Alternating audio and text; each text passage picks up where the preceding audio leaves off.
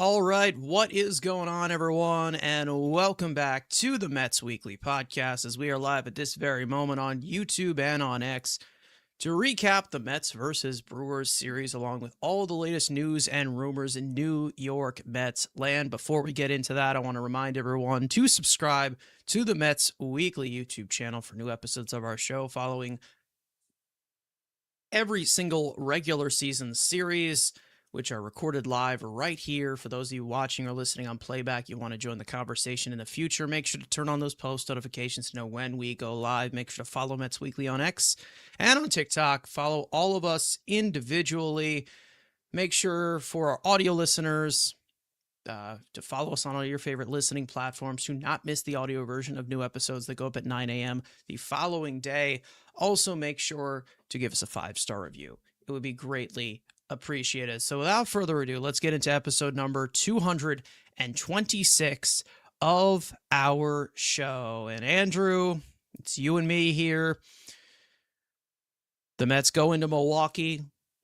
They play a team basically 7 margins ahead of them, one of the best teams in all of baseball. I was kind of surprised that they stole one.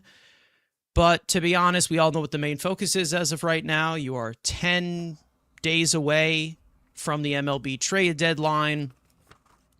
And we do expect this team, of course, to be sellers because they suck. They're terrible.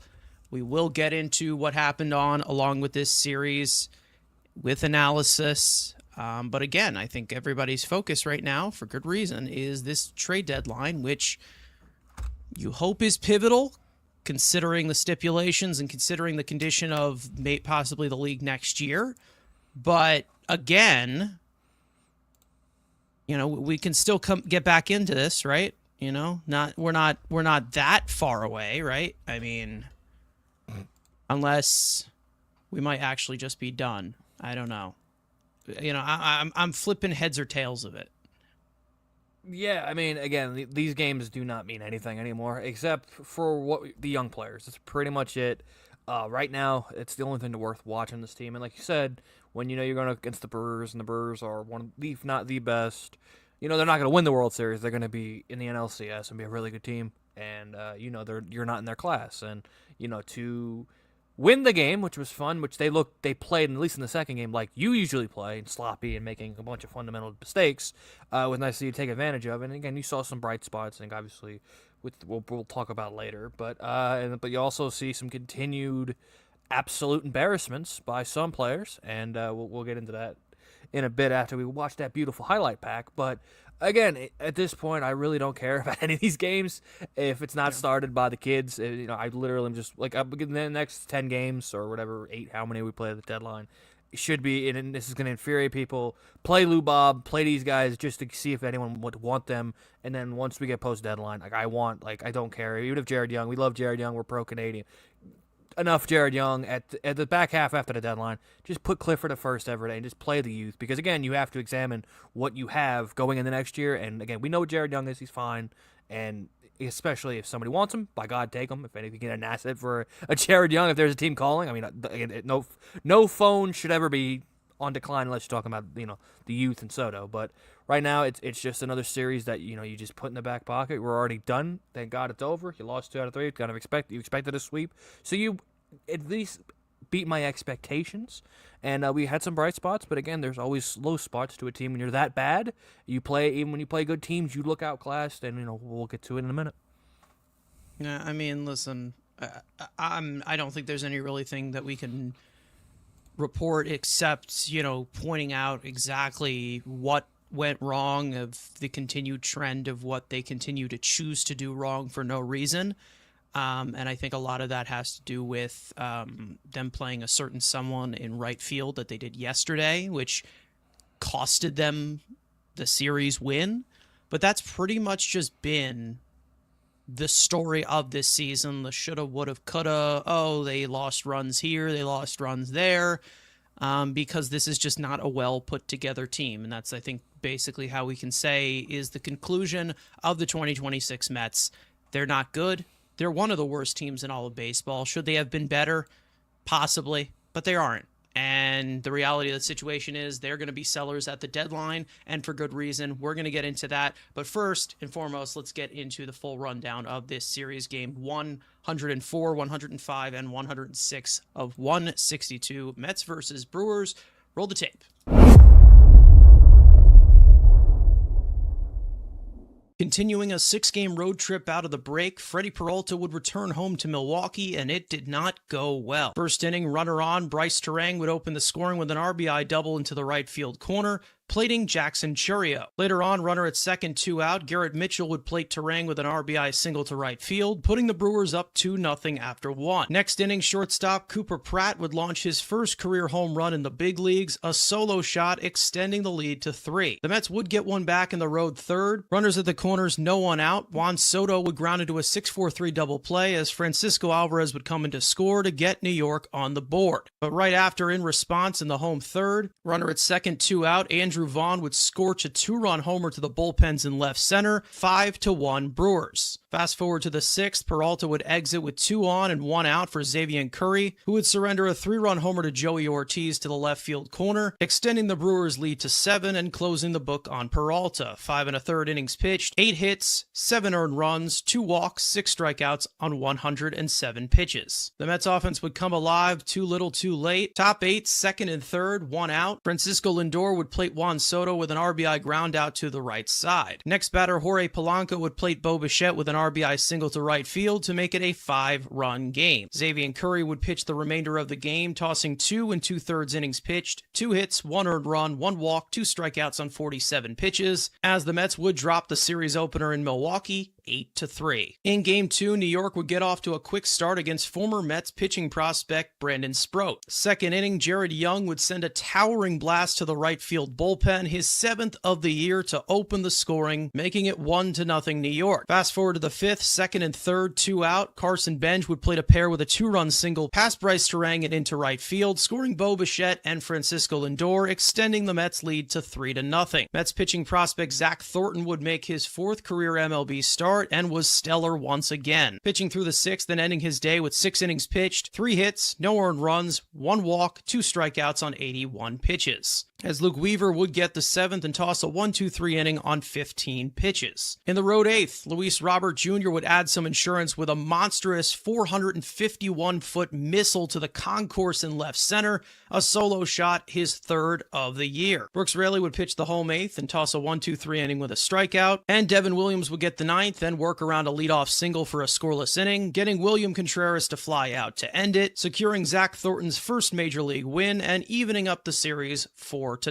And in the series finale, the Mets would grab an early lead in the 2nd inning against rookie right-hander Logan Henderson. Marcus Semien would launch his 10th home run of the year to the left field bullpen, opening up the scoring for the game, but that would not last long as the Brewers would respond against Christian Scott in the home 2nd. First and third, 2 out, Joey Ortiz would give Milwaukee the lead with a 2-run triple that would be misplayed in right field by Brett Beatty, plating Garrett Mitchell and Andrew Vaughn. Next batter, Christian Yelich would bring in Ortiz with an RBI single to left field, putting the Brewers up 3-1 after 2. Scott would only pitch into the 4th and exit with 2 out and 2 on for Cioniel Perez. He would get Christian Yelich to ground out to close the book on Scott. 3 2/3 innings pitched, 4 hits, 3 earned runs, 3 walks, 6 strikeouts on 89 pitches. In the road 5th, Brett Beatty would get one back with his 6th home run of the year to the right field bullpen, getting the Mets within a run. Perez would come back out for the 5th and exit with a bases-loaded jam for Huascar Brazaban, who would induce a 6-4-3 double play to keep it a 1-run game. Brazaban would come back out for the 6th and get the first 2 outs, but surrender a ground rule double underneath the third base tarp, leading to his exit for A.J. Minter. Runner at second, 2 out, Christian Yelich would put the Brewers back up by 2 with an RBI triple over the head of A.J. Ewing in center field, scoring Joey Ortiz.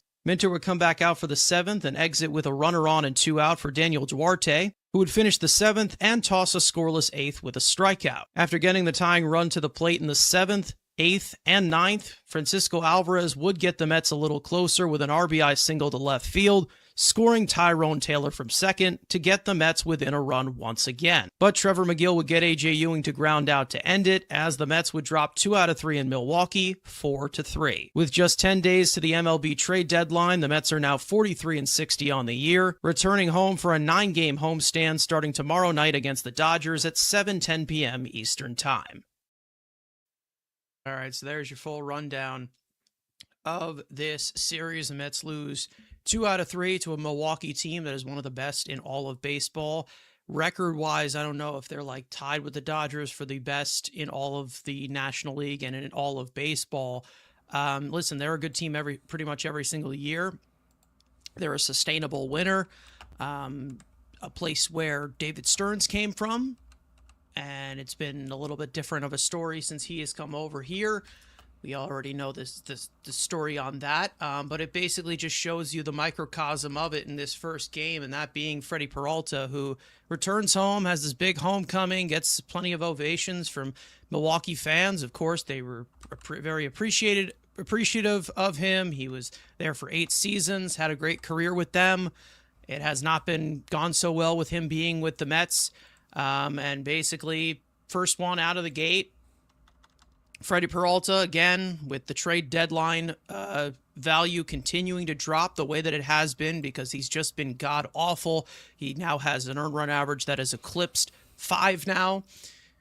Out of the gate, I mean, listen, first inning, walks the first batter, again, gets behind in the count. Walks the second batter, and then Bryce Terang doing the Bryce Terang things and opens the lead, and then he just basically gets contact to death in that first inning, gives up the first home run of Cooper Pratt's young career, and then Andrew Vaughn takes him deep in the next inning. He really just could not get into a groove throughout those first 3 innings, and then at least he did pitch into the 6th inning, but they were pretty much out of the game by then. 3-run homer goes over the wall from Jory Ortiz, the first batter faced by Xavier Curry. 7 runs are charged to Freddie Peralta. I mean, we're getting some reports about Freddie Peralta and his trade market, and we'll get into that in general. But, Andrew, I mean, are we really, really surprised? I mean, sometimes you see revenge matches against the Mets when former Mets come here, and then they start to settle in of what once was. But on the other side, Freddie Peralta goes to Milwaukee, gets absolutely shelled, looks like crap, like he usually has been. To be honest, I did not really expect anything else, and he's been absolutely nothing but a disappointment. And we'll see what the trade value looks like for him. He probably does still have the pedigree button on him, but I mean, you'd really hope that he has like one quality start left in him before he leaves. Not for the sake of the team winning, because it's not like it matters, but the sake of this trade value, which continues to drop every single day that he takes the mound for this team. Yeah, it's not been pretty, and it's not going to get the next time he's throwing is against the Dodgers, most likely. So that's also not great. No. Yes, it's not helping. I mean, again, when you look at it, this is like, you would think, okay, like you said, every time, usually, you want a revenge game.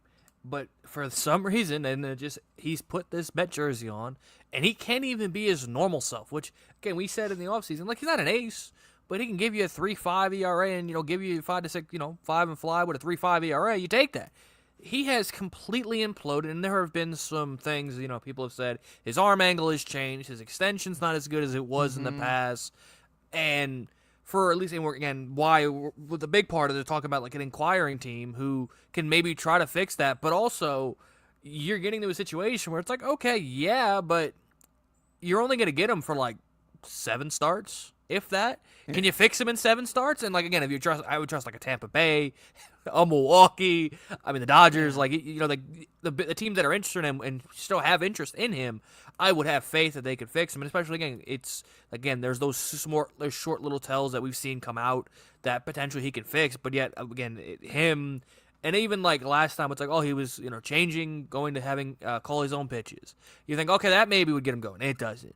And then this kind of showed the kind of player he is. And again, the fact that you're facing your own team and you don't have that hyped up, even the velocity, even the first pitch, I think fastball was like 94. How are you not jacked the hell up on adrenaline? Brandon Sproat, a perfect example. Sproat the next day, facing his former team, jacked up throwing 100 in the first inning. And that's just what Brandon Sproat always does. He's always first inning, putting it all out, and then he calms down. But you didn't even have the juice to say, I want to stick it to these guys. And also, you're kind of auditioning for them to get reacquired, and this is what you give them: 94-mile-an-hour cookies, that fastballs that you can't locate, and the slider is horrific. So your two best pitches have been an abomination. And this is what you paid for it. Everyone's like, well, you traded two top 100 prospects. One sucks. One is a small player who's stuck in AAA. He's been hurt and has been awful. Brandon Sproat, probably a 4-starter with the Brewers. Would I be surprised if he has a year where he has a sub-3 ERA? No, because it's in the Brewers pitching factory. I get it. It was a lot to the generic default fan that sees pipeline rankings. It sucks because, again, how bad he's pitched. I still think you maybe get a quarter of what you gave up because, again, pitching is always at a premium. Yeah. And, again, like I said, the smart pitching organizations will probably still risk it. Again, every start is making me think less and less that I thought pretty confidently we would at least get a back half 100 prospect for this guy. The more, it's not helping is, at least the impression that I've had because how bad he's been. But I still think, again, how pitching is, it's very expensive at deadlines, even for bad ones.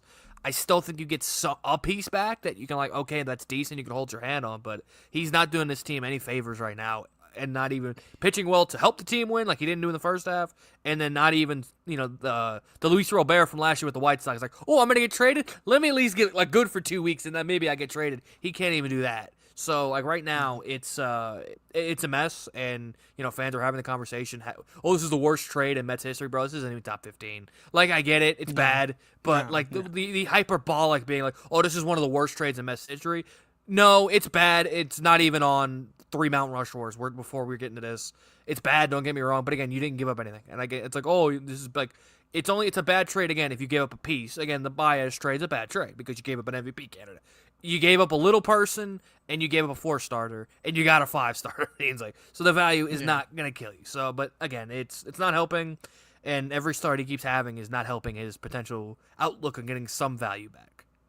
Yeah, listen, the swing and miss numbers are still there on his stuff, and that's the thing that I feel like, again, the problem is that it's more of just the fact that he is really continuing to waste bullets throughout every single inning that he is tossing. I'm pretty sure I saw a stat beforehand, or somebody brought it up in our chat while we were doing the watch along, that he has a 20-pitch inning in pretty much every single one of his starts. And listen, we know that he's been seen as 5-inning Freddy, and sometimes he goes 5 and fly, and he's not the frontline guy that everybody was capitalizing him as. But it's more of just the fact of, where pitch execution in so much difference in the full-on detail that we already know that he is calling his own pitches. And now he's going on his own sequence, and we're not really seeing any difference whatsoever. And to be honest, I will say he really has suppressed hard contact better than a lot of people think that he has, which is why it's so crazy to me that he has been giving up as many home runs as he has, considering how he has been avoiding, that barrel zone or avoiding the heart of the plate. I'm just going to guess that, the sequence is really starting to be predictable with what is going on with Freddie Peralta. And, the extension right now this year, a 54th percentile in 2026 compared to an 81st percentile last year. That is over that's over almost half, a quarter of a foot difference. That's a lot different, especially from a guy who is not completely short. He's 6'1", right? It's a lot different from what we are seeing. And I do see as to why other teams are seeing this and saying, hey, there are adjustments that he'll probably be able to make. The problem is that the way that it's being publicly perceived, there is no favors that are being helped for this guy as of right now, because we're seeing him publicly say, I don't know what's going on. I have absolutely no idea what the problem is. I don't have an answer. That's not what you want to hear from a trade deadline candidate. No. And again, if there's other teams that are looking at it like that, or are they seeing that publicly, and maybe they're just like, oh, this guy needs our help, I can save him. But again, the trade value continues to go down. And again, I just don't know what type of situation they're in as of right now, where they can just be like, yeah, we're going to use this as a loss, and it is a loss. It'll continue to be a loss.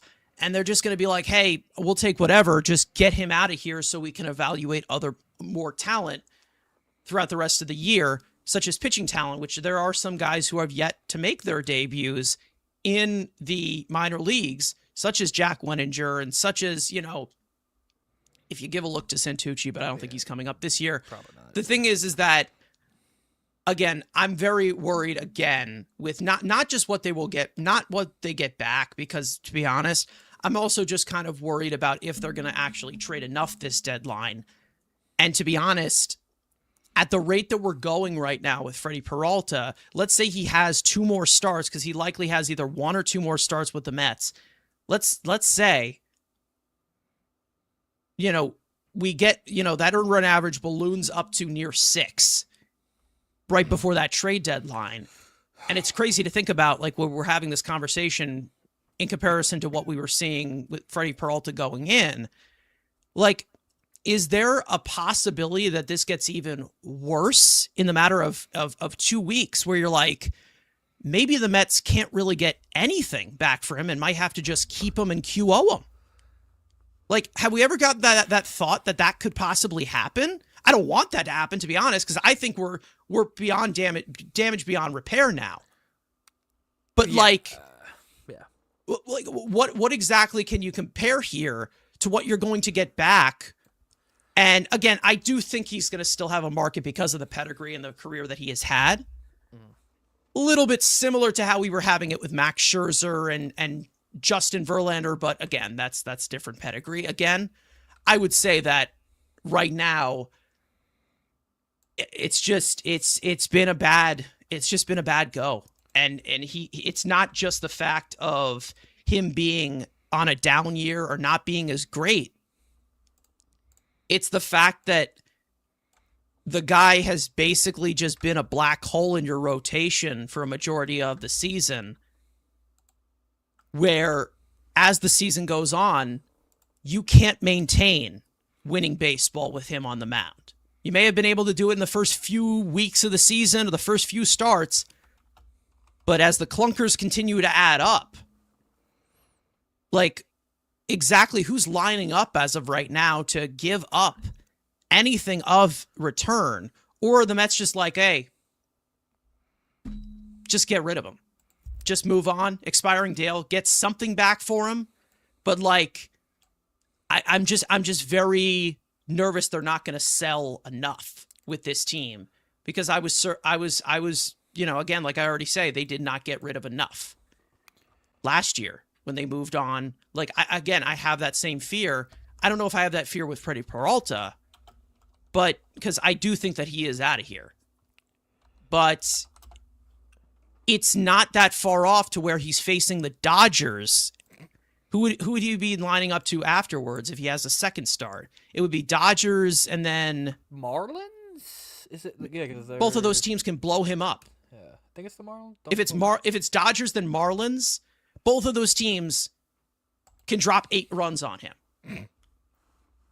I'm not saying that it'll get that bad, but we already said it's like, oh, well, it can't get that bad, right? It can't get that bad, right? Well, it has gotten that bad with Freddie Peralta. He's been one of the worst starting pitchers in all of baseball this year. Yeah. I've seen a lot, again, as most of us are. We're all, on the internet and content creators, and we all have our favorites, and we also have our least favorites. The draft pick thing is weird to me in the sense of, yeah, you can QO him, and again, if he comes back, whatever. If not, you get the draft pick. I think you're only getting a 4th round pick because of the penalties you have. So if you're telling me I could get 3 assets, let's say 3 lottery ticket 18-year-old DSL guys, or a fourth Yeah. round pick in next year's class, I'm taking the DSL guys because again, that's the quantity of assets. Yeah, of course. And yeah. the fact that we have so many people being like, "Oh, You yeah, obviously don't want to give a raise to Freddie after this year, too. but the also, qualifying offer, I'm pretty sure, is like, what, $22 million now? it's now. Hopefully, this is the last year, and also you just, have that as a negative to him. But yet, we say that, but yet we see what free agent pitching goes for, and that's again.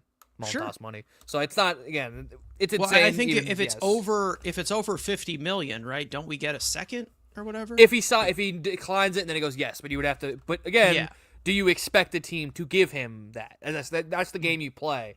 Like I could see him not being a jackass, but I could see like the Rays giving him like a 2 for $40 with a player option on the second. Like it's something like that. 2 for $49. Exactly, just to piss us off. So like I get it. Like, well, if you don't get top value.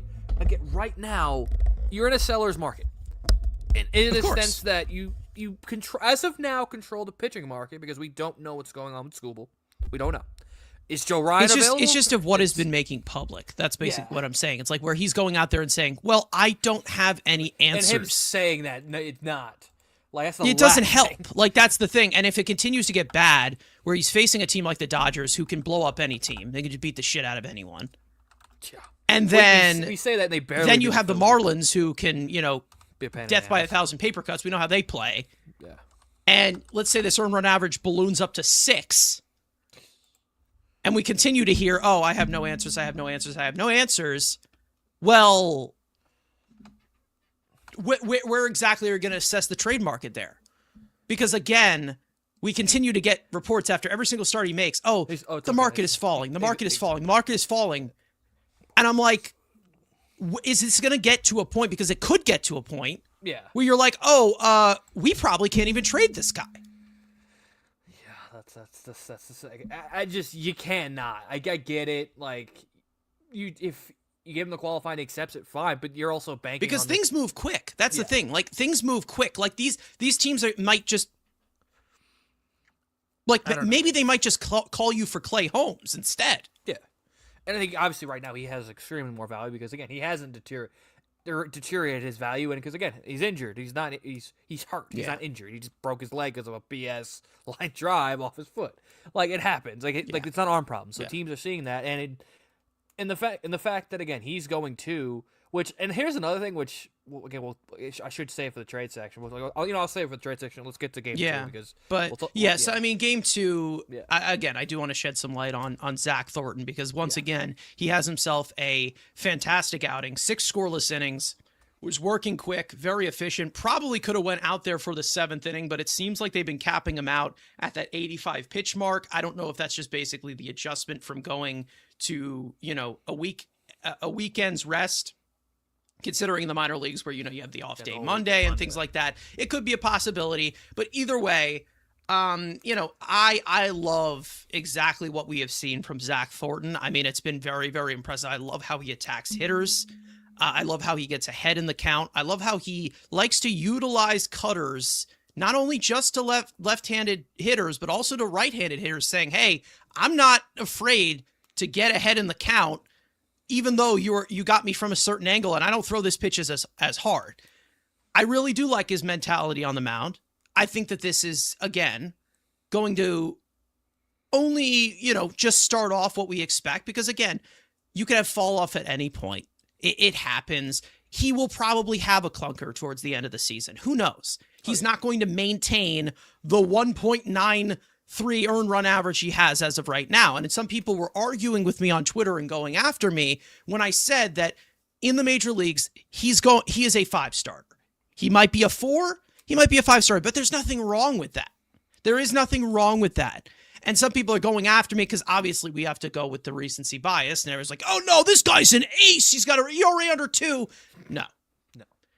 The guy sits in the low 90s. He's a contact management guy. If you watched the start he had in Milwaukee, even though, listen, Milwaukee has some really good hitters that they continue to develop. They're really, really good at it. They really know how to bring in balanced hitters. He was getting bailed out by his defense a little bit. But not to also in the other comparison to a guy like David Peterson, who falls behind in the count and has to force the zone and needs the defense to bail him out a little bit. You had some really, really good plays behind him. AJ Ewing played a fantastic left field, a position he hasn't really played as much.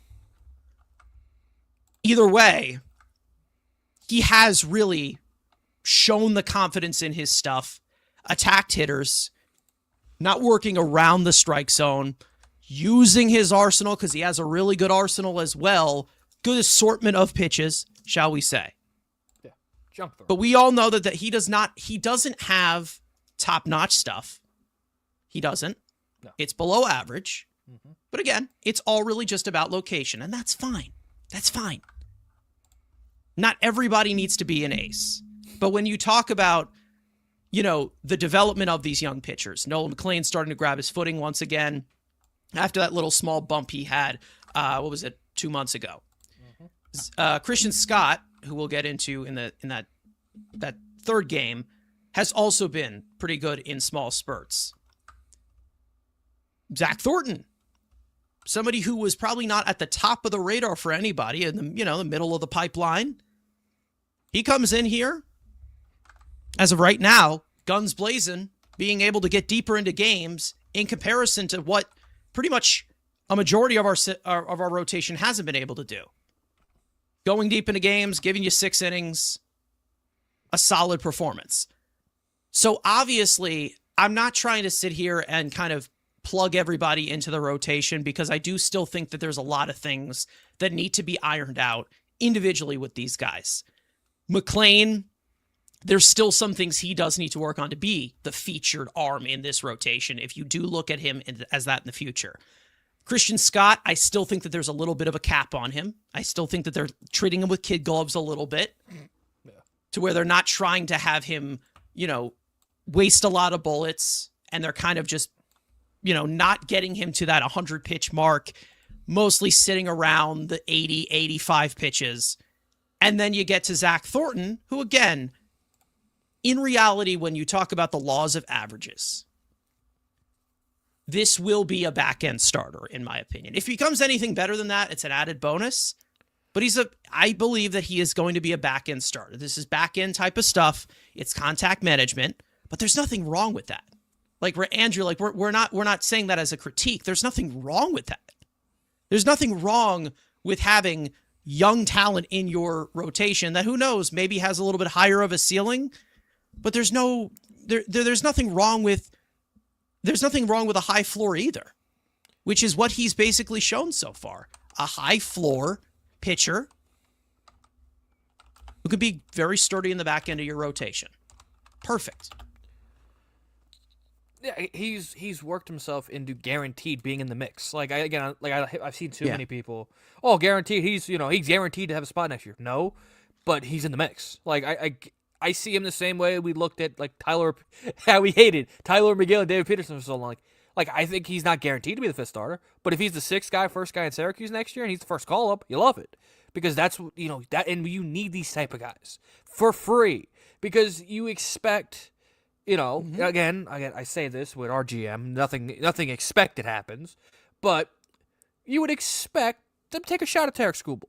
You would expect them to continue to add to this rotation. And you obviously have McLean, who we think is upper third of the rotation guy. Scott, we'll see. And then you have Thornton, who's been really good. Again, don't look at the expected numbers, but result man, really good. And like I said, he throws you junk. He's got a good mix. He throws everything at you. And again, if he's your 6th starter, and if he continues to pitch great, and you can guarantee him he's your 5, I mean, that's what he is. And he's free. You take all the free type of pitchers you can develop. And again, we'll see what happens. Again, I will expect we see Wettinger in the back half of the season. Jonah Tong is still hanging around here. Like I said, I don't expect Santucci, but hell, this season means anything. Maybe in September you give him a start or two just to give him his debut. At the last 2 weeks of September, maybe you see Santucci, but again, you need this young. It's a couple of these guys.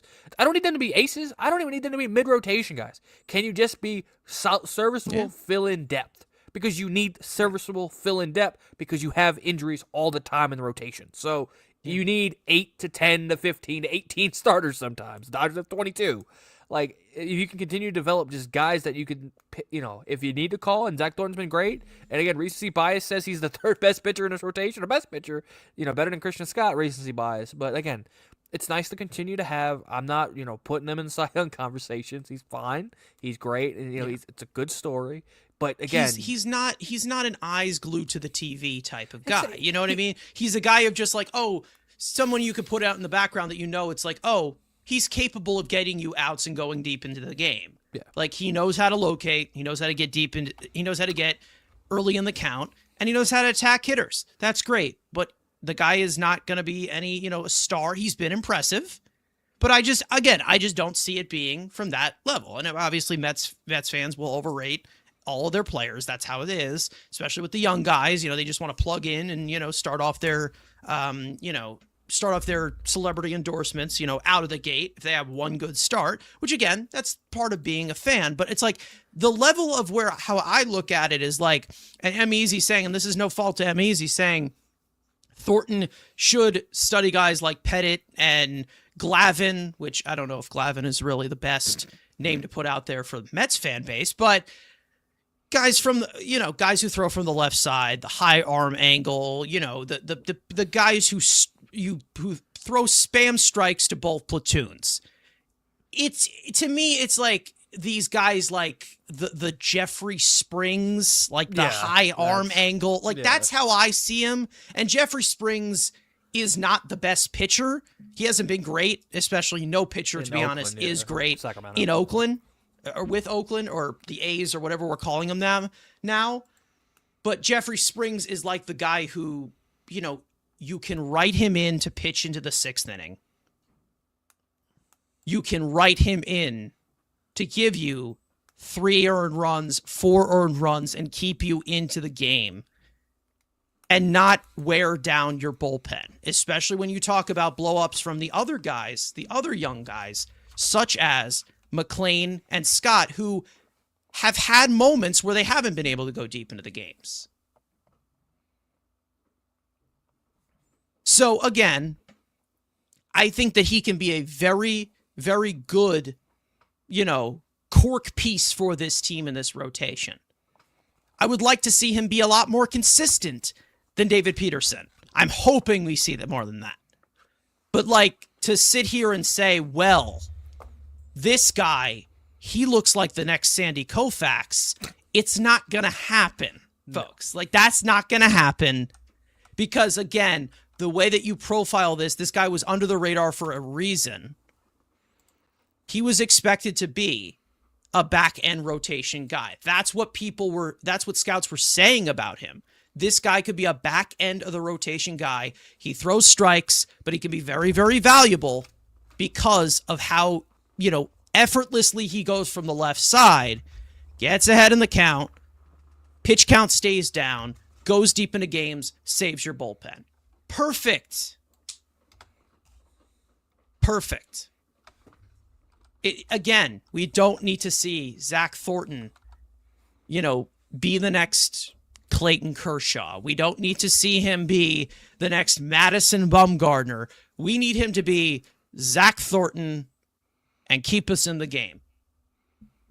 Be Zach Thornton, that's it. Or just be Jeffrey Springs. So I think Jeffrey Springs is a swell fella. Hovering around the 4 earned run average. Back end starter. Perfect. Nothing wrong with that. So again, when it comes to all of these guys, some of them may have higher ceilings than others. McLean, I think, has the highest. I think we can all agree he has the highest. Yeah. Scott, I think, I would say he's more mid-rotation. Yeah. And then Thornton, back end. So again, in a perfect world, 1, 3, 5. Maybe 2, 3, 5. If you get a certain someone in Detroit. I don't know. But again, that strong core nucleus, let's not put them on this massive, unrepeatable pedestal. Because we were already talking about, I think this was last time, with the young pitchers, of how they handled it with the Harvey, Syndergaard, DeGrom. And again, they're not the same. The Wheeler, the way that they handled it, those guys couldn't handle it. They had talent, but mentally they couldn't handle it. DeGrom was probably the only one who could, But then we continued to see him get hurt towards the end of it. But mentally, these guys couldn't handle it. We already know the heartbreaking story of Matt Harvey, the way that just completely collapsed after like a 3-year peak. Noah Syndergaard basically self-destructed his entire career. Steven Matz was a head case. I mean, I don't want it to turn into a repeat of that. Because like that, when I always talk about this, when people are like, oh, we had it so good with this rotation. Like, does anyone remember how that unfolded? Because I don't remember it being that fond. Like, yeah, you had 2015. You went to the World Series. But like is this really the model you want to go by? Like, let these guys develop. Let these guys learn. Let them succeed. Let them fail. Like, that's how I kind of look at it with the young pitching. And hopefully they learn along the way. That's all I hope. Andrew, anything else with this young pitching? And then we'll go into Scott. In this third game, to be honest, not really much to do with Scott in that third game. More of the fact of the Mets basically just being their own worst enemy. Idiocy. Yeah. Which basically cost them this game of a possible series win to upset a really good Brewers team, which this Brewers team in this series, they really didn't even play that fluent of baseball. They were throwing the ball around the field too. They were kicking the ball too. They had a few miscues. Mets weren't able to cash in on some of them because they're the Mets and they're not good. But you look at this individually, Christian Scott comes out of the game in the fourth inning. The command started to get away from him, I think. And is it possible that maybe he was a little bit rattled after the miscue? This miscue that we are talking about came in the second inning. You have runners at the corners, 2 out. It's an 0-2 count to Joey Ortiz. This pitch is fastball up, pokes it to right field. Brett Beatty, who's in right field. Why is he in right field? Who the hell knows? Takes one of the worst routes you'll ever see on a ball, completely misplays it. Takes, 2 seconds, two full seconds, 2 Mississippis to try and pick the ball up. Joey Ortiz goes to third, 2 runs come in to score, they take the lead, and then that third run comes in on the next batter, Christian Yelich RBI single. So three hits, so 3 runs, score with 2 outs, as to where Scott was not able to put away the batter, had 2 strikes with 2 outs, could have gotten out of that inning completely unscathed. And we've had plenty of situations where defensive miscues this year. The team's just not good. Brett Beatty doesn't belong in right field. We all agree he doesn't belong in right field. We all agree that he should not be a utility player. Infield utility, third base, second base, that's that. What makes it so frustrating is this was so unnecessary, especially when they made it so public and made it as like, oh, he's going to play. We're going to arrange our outfielders with Luis Robert coming back in this exact series. You had 5 available outfielders. And that was what you wanted. And you said, yeah, Brett Beatty goes and plays at right field. And it costs you this game. And to be honest, I'm not going to sit here and trash the shit out of Beatty, to be honest, because he doesn't belong out there.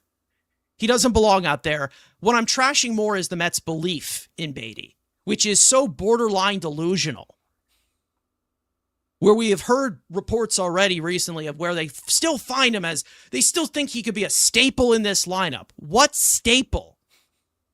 The staple that gets stuck in your ass if you sit on it by accident? What staple? So he misplays it completely on the warning track in right field. And then what pisses me off even more, the next inning afterwards, the guy homers, which again, getting the run back, he probably said that to Scott. Scott said it, oh yeah, well, listen, they're teammates, whatever, right? To be honest, in truth of thoughts, letting them win with me, I would have choked the shit out of Brett Beatty after that, but whatever. because he's an idiot. Brett Baty homers in the top of the 5th inning, gets one of the runs back. Great. It just surely annoys me so much to where they continue to enable this stupidity with how Brett Baty is managed. Should he be out there in right field? No. Should not be out there in right field. Should never play a single inning in right field. We know by now he can't handle right field. But the fact that we continue to see this validation, and the Mets are going to probably continue to go with it because, Brett Baty homered because we have to get his bat in the lineup. Brett Baty homered. It's okay. One run is one run. 2 runs are 2 runs. He gets a homer right here. And to be honest, that entire home run that he had was a down and away changeup taken to right field. So still not even good hitting process. And that's not just me sitting here, and hating on Brett Baty, but it basically just shows you exactly what type of player he is. Because his hitting process is trash. His approach is trash. His swing decisions are trash. But in cold, hard result, he gets the home run. Maybe he's hitting a little bit better over these past few weeks. And then that's just basically going to validate it that he is just going to be staying here at the trade deadline when he does not belong here. He doesn't belong here in the major leagues. He doesn't belong in the right field. And that's that. What is he doing there in right field? That's more of the fact of what the Mets are thinking. Why is he out there? Tell me why he is out there when basically you're taking everyday players who have proven that they should be everyday players, such as Benj and Ewing. Ewing played left field in this series, which he has not played that much. Benj played left field. Benj did not play center field, which I was surprised that he didn't. Robert wasn't even in the lineup for that final game. So that's your scheme. You're like, we're going to move these guys around the outfield, which again, Benj and Ewing can play all 4 outfield positions. We all believe that they can. They're good athletes. But you're going to use that device. You're going to use that advantage to put Brett Baty in the lineup at right field. Really? Seriously? Are we for real right now? Like, Andrew, you're obviously were bigger than on Baty as a utility man than me. To be honest, I don't see him as anything. I just see him as a black hole on this team, and he just sucks. If they haven't learned their lesson that he doesn't belong in the outfield, I don't know whenever they will. Because this is just a fucking joke. And look what it just did. It cost you a series win. Does it matter because this team is awful? No. But in full-on due process, they're enabling crap. When they don't have to. They don't have to do this. Taylor was available. Robert was available. It's not like they were injured because they came off the bench in this game. What are we doing? Why? And they fucked this up so much even more because they took Baty out because of the matchups. Then they're using Terens as a first baseman. Play guys out of position, right? Because we need their bat in the lineup. But again, we're going to enable it because Brett Baty homered in this game.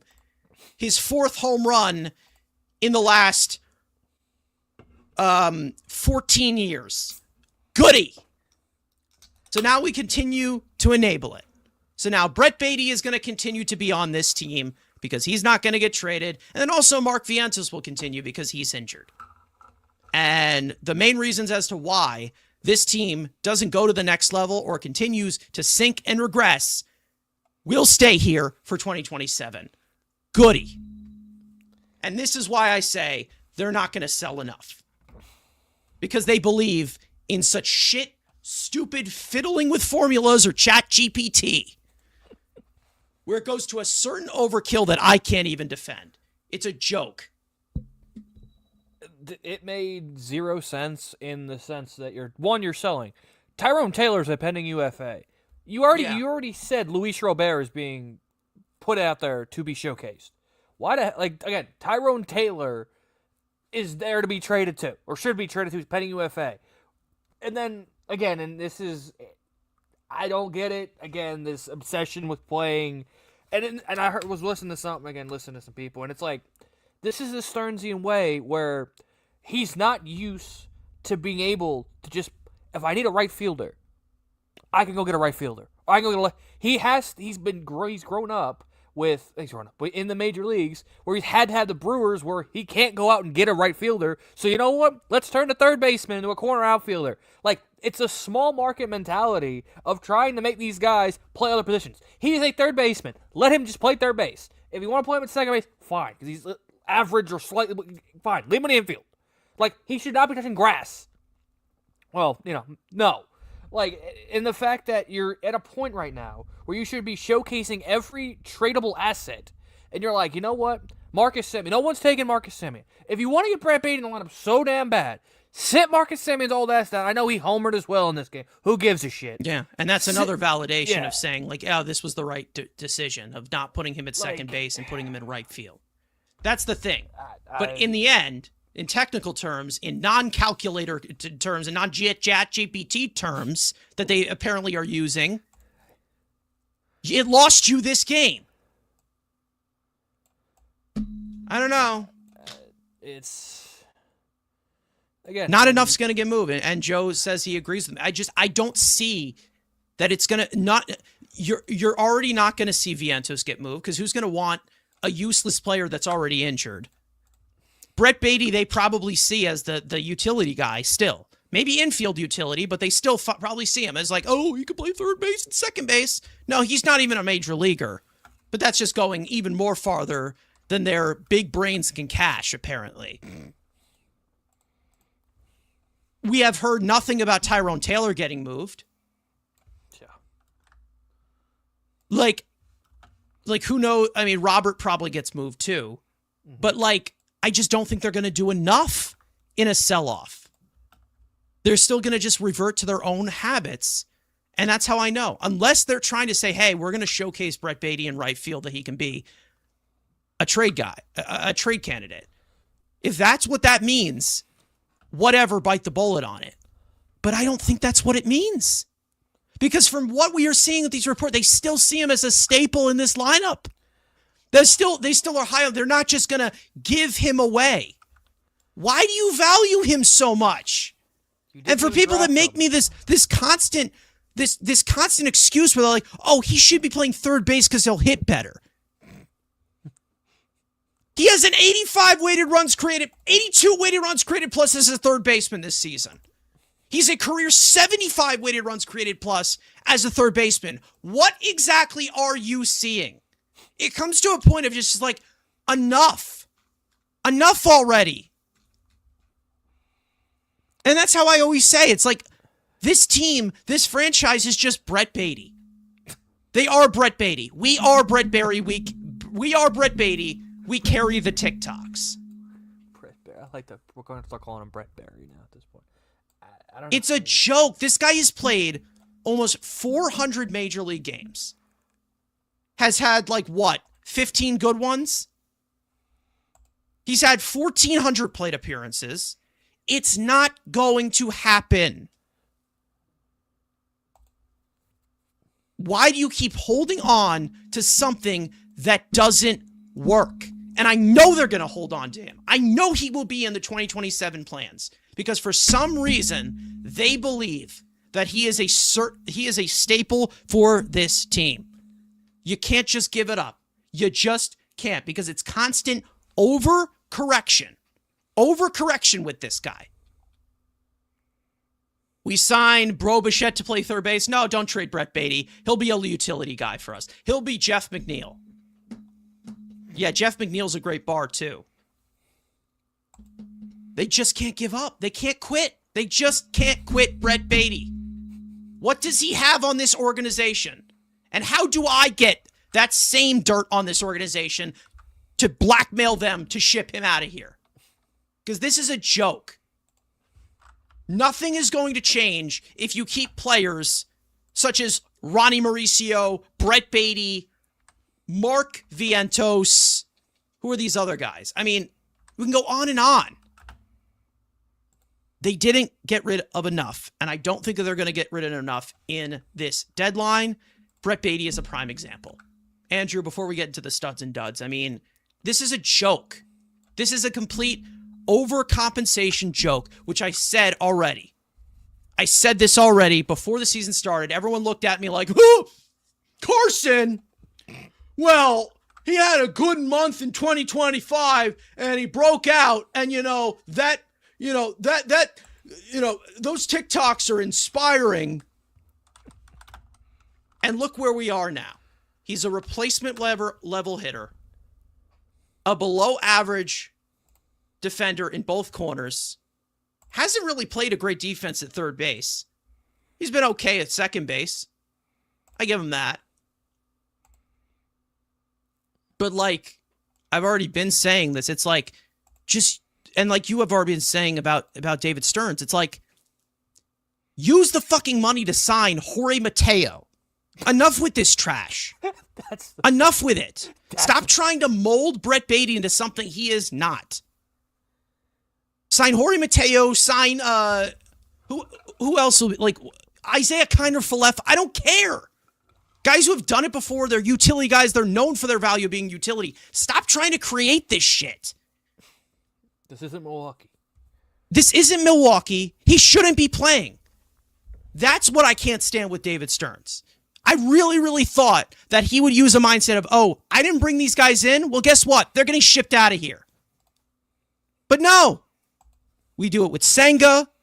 David Peterson, we had to we literally had to claw our way to get rid of this guy. He was here for 8 fucking years. It's a joke. It's an absolute joke. That is why I get upset with David Stearns. Not for the reasons that a lot of people say. The way that they manage this and just continue to shoot themselves in the foot. And to be honest, brag about shooting themselves in the foot. They're going nowhere if this continues to be their mindset. And you're going to continue to be the same epitome of crap. Even if you have Brett Beatty in a minimum role next year. Let it go. He's done. He is finished. He's not a major leaguer. Neither is Mark Vientos. Kodai Senga doesn't belong in the major leagues. Ronnie Mauricio doesn't belong in the major leagues either. You don't even give him a chance. For the sake of argument, get him out of here too. Move on. And then on top of that, of course, the veterans you bring in have been shit too. Bo Bichette hasn't been great. Polanco's barely even alive. Robert is barely even alive too. Simeon's been awful. One of the worst players in all of baseball. So that influxes a bad team. And it all starts with the nucleus, for me, that being Brett Beatty. We are Brett Beatty. Before I sweat through my entire shirt, Andrew, it's ridiculous. This is a joke. I've already told you guys this was a joke, and everyone's like, oh no, they'll use him as depth. He's in the lineup every day. He's in the lineup every single day. And everyone's like, oh, well, everyone's injured. Robert's back. Polanco's back. Jared Young came back. Lindor's back. Soto came back. He's still in the lineup every single day. And don't tell me you can't sit him against righties because you need an extra bat. You sat him against Sproat in game 2 of this series. What happened to that? I don't give a shit if he homered. I don't care. And to be honest, that pissed me off even more. This is why I'm aggravated with David Stearns. Mister, I want to be proactive. You're not proactive. No. In fact, you're just making up dumb shit. Brett Beatty's not a right fielder. He's not a left fielder. I wouldn't be surprised if I see him in center field at this rate. Because that's how stupid this team intends on being. I want to be on the watch along when they put Brett Beatty in center field. Again, it's just what it is. And the fact that, again, this isn't even his drafted developed prospect. This was his leftover crap from Epler. And he's still, and again, I say it every time, the only reason he loves him, because he's free. That's the only way you can actually make this somewhat it doesn't make sense, but at least logically, he's free. And that's the only reason you're just not willing to just put the bullet in this dude's head. Like, it is, I don't know. But again, it's what we have. We got to trust the smartest man in the league. And this guy's free. Meanwhile, I have the richest owner in all of baseball, and I can't just spurn out $4 million to Jorge Mateo to be a utility guy. It's not even going to cost him. It'd be like $1 million. It'd be like $1 million. Just like, it's a joke what they've continued to turn it into. This is a joke. That's the type of stuff. And then on top of that, guys playing out of position, the way that the roster was formed. I mean, it all just continues to stack up. Like, is he actually adaptable? Because if he actually was adaptable, all of these young, old baby Mets would be gone. Exception from probably Alvarez because of the premium position he plays. Yeah. But that's it. That's it. And that's why I say they're not going to get rid of enough. And that's why I don't have faith in them competing in 2027, because they continue to roster useless crap like this. Bare minimum, I'm free. I get a pass. And they don't hold any of them accountable. Brett Beatty in the lineup every single goddamn day. And if you don't believe me, they have played 107 games? 106 games. He has played 97 of them. What else do you need to know? What else? Studs and duds of this series. One player that was good, one player that was bad. We've already gone completely over time into this series because we still got trade stuff to talk about. But Andrew, stud for this series? I mean, again, we talk about the win. It's Zach Thornton. I mean, again, it just continues to impress from what he is. Again, is he the next Cy Young Award winner? No. But is he definitely... How dare you, Andrew? How dare you say that? And he's done it against really good teams. Like, he hasn't done it against, like, bottom feed. Like, he has... And again, I said the same thing about Nolan McLean going into this season. Like, there's going to be an adjustment. Once the book's on you, teams make an adjustment, and you saw McLean struggle. Now he's adjusted to their adjustments, and that's what it's going to be. And we've seen this all the time with young pitchers. When nobody knows who you are, you dominate. It's more impressive once you make the adjustment. How do you respond to that? And I think that's when we'll see how actually good this dude is, instead of what everyone's calling him a Cy Young Award winner. When again, like we said, he's a back end guy. Where again, you need these guys. So again, when you're going 6 innings, I didn't think he needed to go back up for the 7th, especially that chaotic 6th inning he had. I would have loved it. Obviously, it would have been nice for the line scored him to get another inning.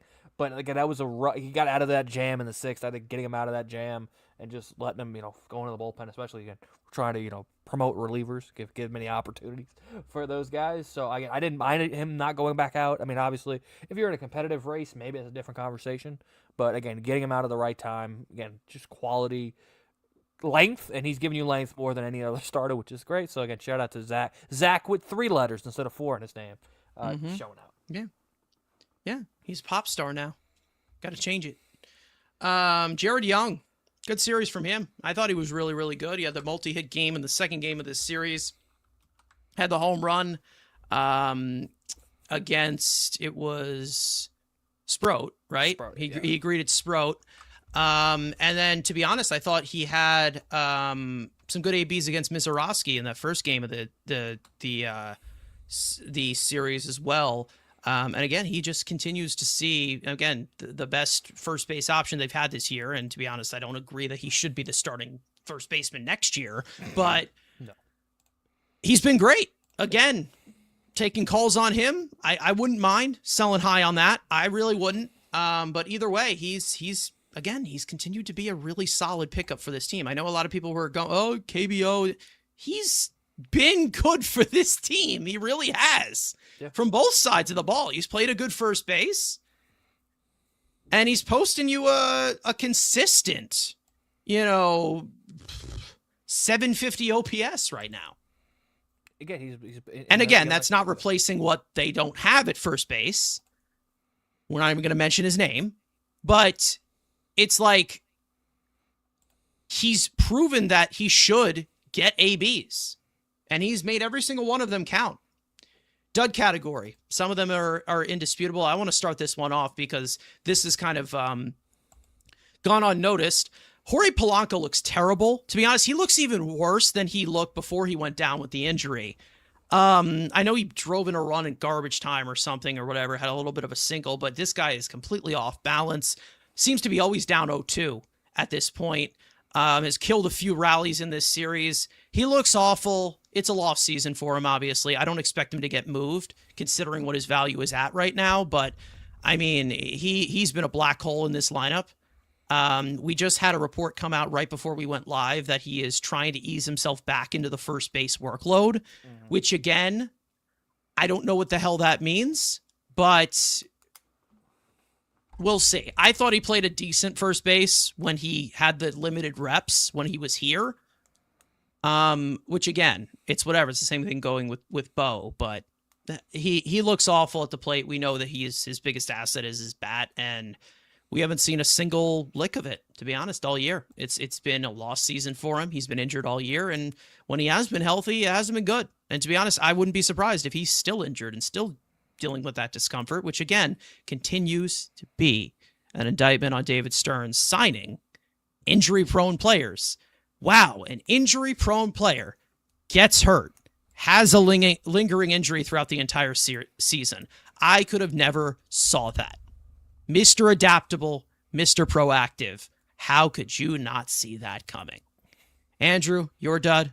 I think it's pretty clear. I mean, yeah. Again, we talked about it earlier. It's Freddie Peralta. Again, if you can't get up facing your team, your former team, and show any sort of dog, like as much of the jokes we make on the pod is we love dogs, like that is the most dog opportunity. So stick it to a team that traded you, and you looked absolutely afraid of that. Did not want to give you an extension, by the way. It did not. No, we're not extending. Exactly. And again, the one positive, David Stearns didn't give this guy 7 years or whatever stupidity contract he wanted. Thank you, David, for not being a complete moron. Even though we'll have a conversation, but it's just Freddie, man. It's been a disappointment, and the fact that you can't give me that one last fuck you to your former team, and you just crater into a little tiny chump that you showed. Yeah, you can be the dud of the next 10 years at this point. Yeah, it was a horrible performance. To be honest, I didn't expect him to be great, to be honest, because again, this is a really good Brewers team, and it basically just shows you the duality of the Mets and the Brewers, of where the Brewers are at even with their limited resources, and the Mets with their unlimited resources. So which team is better? Who's the better team? I can't tell, but it also just shows you it's like, okay, David Stearns left this organization to join your organization. Basically just shows you the microcosm. This is his third year here, and look where we are at. And it just shows you, who do we trade from in Milwaukee? Freddie Peralta. We have slight breaking news. Not really. It's just Clay Holmes' final line for rehab. 2 1/3, 3 hits, 2 runs, 2 walks, 2 Ks. So yeah, okay. Fine in Syracuse. Not bad. Okay. So at least he. All right, yeah, I have that on rapid fire of he actually making his start. I thought it was actually a little bit later, but I guess not. But either way, let's get into these trade deadline reports, which are already overbilled here. We got some reports from John Heyman. We got some reports from Rosenthal and Sam, and I kind of just put them all together on the graphic just to keep them all together. First in from Heyman. He did say that the Mets paying down some of Bo Bichette's salary and trading him cannot be ruled out, but I really would not stick it to it possibly happening. There was this report of where we already got into with Freddie Peralta, where his trade value is falling, but some rivals blame the Mets defense, which to be honest, we blame the Mets defense a lot too this year, and cite his good, solid secondary numbers, which actually do have still the swing and miss numbers. There also was from John Heyman, which has also been something that Andrew, you have been banging the drum for, of selling high on Huskar Brazaban. Looks like they're likely to do that too. So Huskar Brazaban might be out the door as well, along with Rayleigh and Minter. From Salmon, there were some blurbs, obviously, on the Athletics saying Luis Robert Jr. has been drawing preliminary interest from multiple teams. Speaking of Clay Holmes, while a contract extension between Holmes and the Mets remains possible, people familiar with the situation believe a trade is more likely. And then also there was a report that came out that Kevin Gausman had the Mets on his no trade list, which I don't really think makes really much sense to the context as it. I think it's more just the fact, like, if you want to take on his deal for like this or that, but the Mets getting Kevin Gausman, that has pretty much died down. Yeah, that came out because obviously the Blue Jays and TSN, the Blues are falling.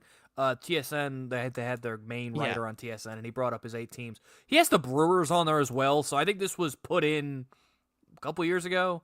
But again, the Mets being on there just because I don't know, you just want to be a mess. It's a non-story. Yeah. I mean, it is because it's the Mets and Klitz, but really it doesn't mean he's not getting traded to the Mets. Pending UFA, I think this is more. He probably ends up back in Atlanta. Probably my guess would be if I had to, or maybe Philly. Maybe Atlanta. Maybe he goes to the Cubs. I could see Philly, like but also Cubs. Yes. The problem with the Braves and the Blue Jays is Anthopoulos is there, and obviously Atkins and Anthopoulos don't love each other. Obviously, what happened at the end of Alex's first stint in Toronto. So I said Gausman it makes sense to go back. They've already traded from the past, but we'll see if Alex Anthopoulos and can make a trade. We will see what that market looks like. But again, with the whole Freddie Peralta situation, like we were already saying, with his value dropping the way that it has, some teams are obviously seeing it as, oh, the Mets defense sucks, and this Mets team is so awful, and it's probably an awful situation. To be honest, I'm not surprised if Freddie Peralta goes somewhere and he pitches like his normal self and kind of recoups a little bit going into free agency. Like obviously, Huskar Brazaban, we saw again, Will Salmon was the one who put it out that he likely will be a lock for their bullpen in 2027. And then you had John Heyman say, who obviously works for the Post in rival to the Athletic, saying that they likely will sell high on Huskar Brazaban, which again, it's a reliever. He's in the older stages of his career. He will, to be honest, I would not be surprised if he nets you something similar to somebody like Luke Weaver, considering where you're taking on probably $11 million from Luke Weaver, not this season, next season as well, considering the fact as well that the Mets have also reported that they're not looking to really take on as much money or cover that much in comparison to what it is with what they did in 2023. So Brazaban, again, he could be a very valuable trade chip, as I have a stroke.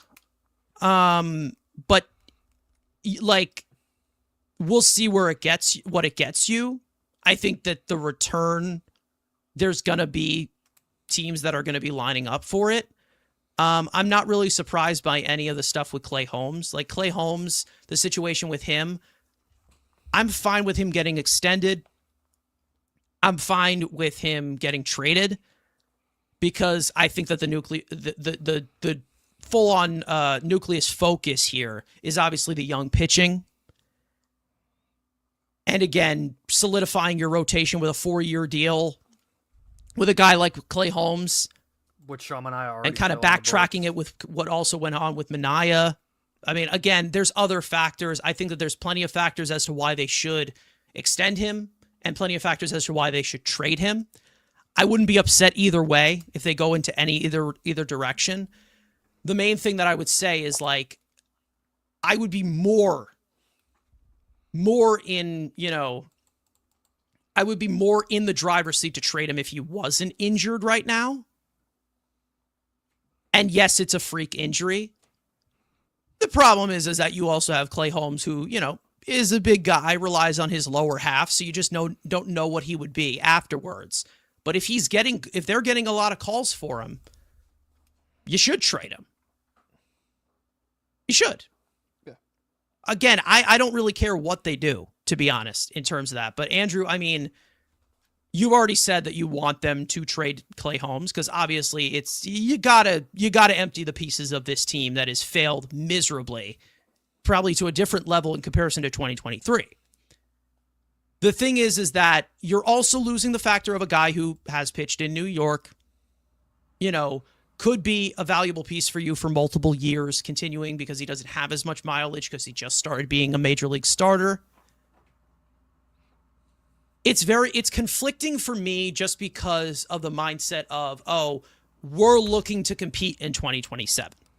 Because if you're looking to compete in 2027, a piece of your rotation, if you have an opportunity to lock that down, you might as well do it, especially where you don't know what the trade value is right now because he's injured. And he hasn't pitched in a while. And he's still just ramping up at this current moment. He probably won't be back for the deadline. He'll probably still be on the injured list if you trade him by the trade deadline. Yeah, and, again, as I said to somebody in the chat, it's not like, again, I understand, it'd be nice. Yeah. And it'd be nice to not, have Clay Holmes. But again, and let's break down a few things with that. One, like we've said a couple times on the stream, you have the money. If you like Clay Holmes so much, trade him for assets.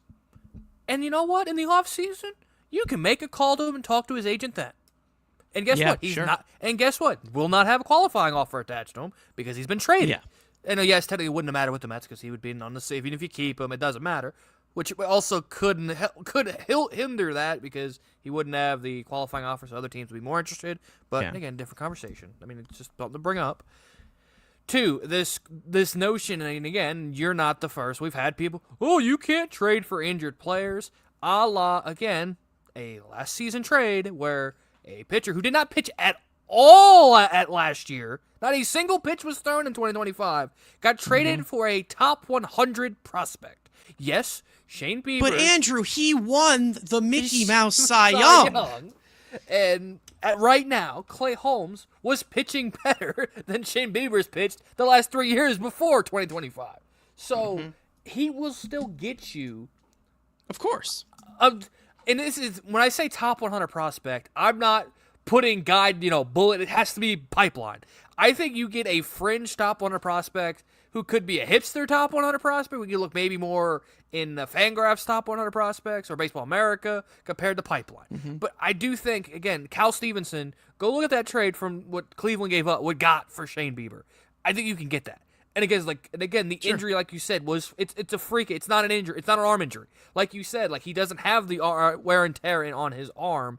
And also, contenders are looking at him. This isn't the scary team that could make sense is the Dodgers. Because they don't need Clay Holmes to be a starter. He could be a starter to get through the rest of the season because obviously Ohtani is not pitching more a lot. Or he'll pitch, but he's going to be frequently maybe until the playoffs. Which, in that sense, they could just turn him back into the high-leverage Clay Holmes in the bullpen come playoff time. Which is that conversation has not been really, because we haven't heard. We've heard the White Sox really as the only team till for Clay Holmes. I understand. That's been the only team we've seen. But the Dodgers, the Rays, the teams that have been interested in Freddie have definitely called and talked about Clay Holmes because again, they're both making no money compared to what starting pitchers. Peralta's making 8, Clay's making 12, and you prorate it for 2 months. And hell, and I know the Mets, I despise that. They're not winning. Eat the money, do what you do. You have the advantage as of now. Eat the money and get better prospects. The fact that I heard that pisses me. And it's deals, and unlike Scherzer and Verlander, where it's $40 million, if you're not willing to eat $7 million of the 11 on Luke Weaver next year, some of these guys are prorated. We're talking cover it down to league minimum for this season, yes. Minter, Raley, Peralta. I'm talking, cover it down to that. I'm talking but more if it's multiple years, I guess I'm just talking Again, strictly Weaver, not Wheeler. And that's another thing is like how Doug was saying here in the chat, like nobody's getting extension with the lockout pending. That's another factor too. Like we've already said, the younger guys again. The younger guys will. The guys in arbitration that they buy out. Bradish just extended. Who else is?